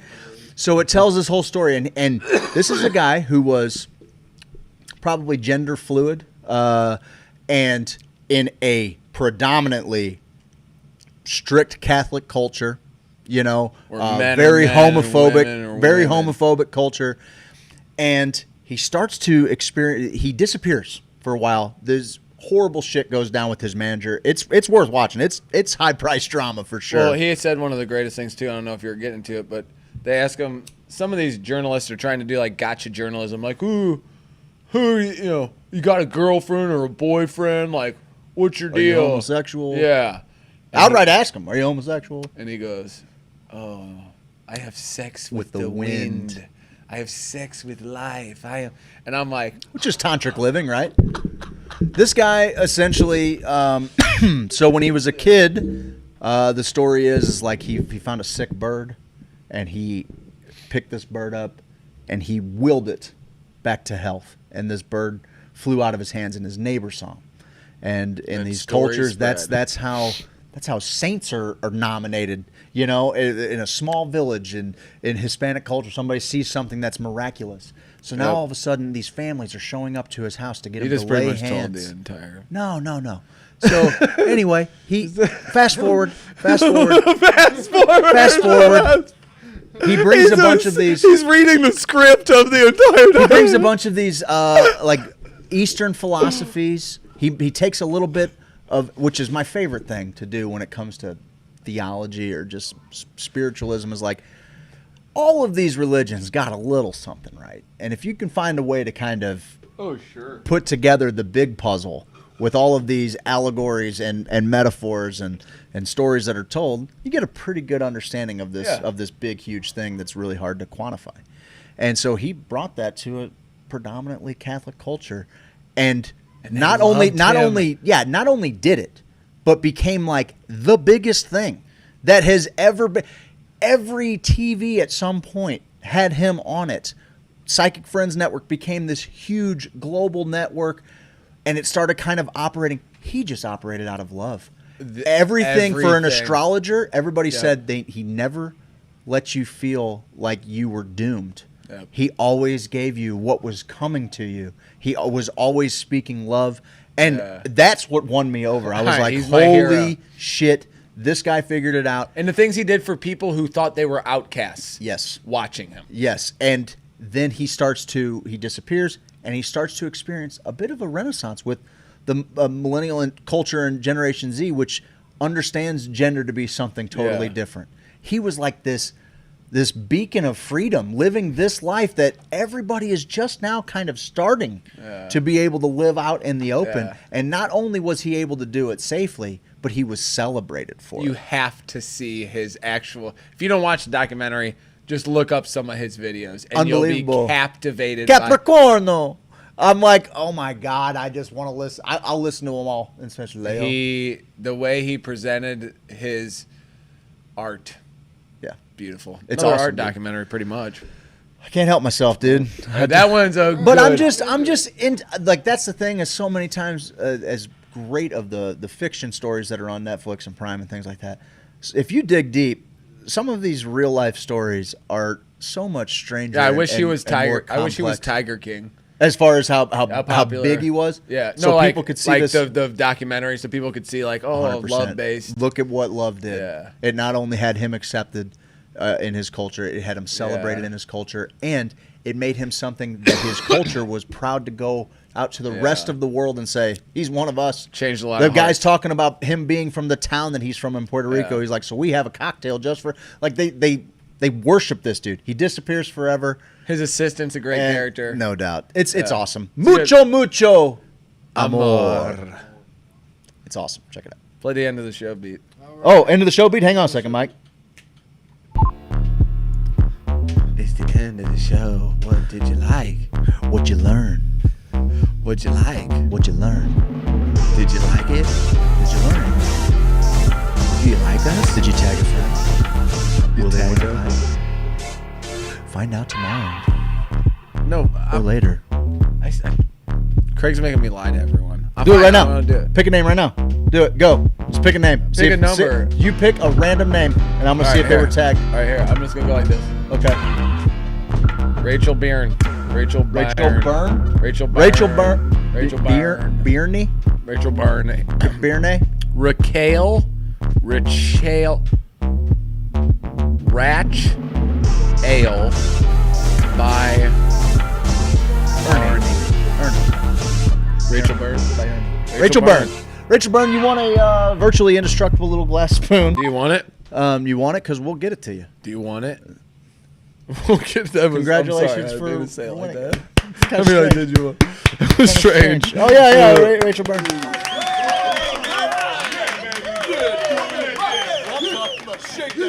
And once again for Mike.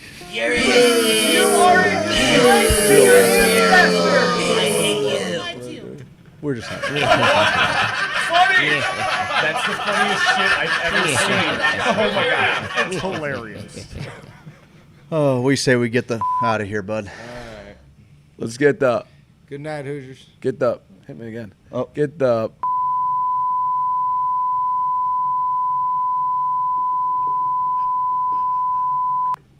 Out of here. Oh, fuck. What do we do? End thing?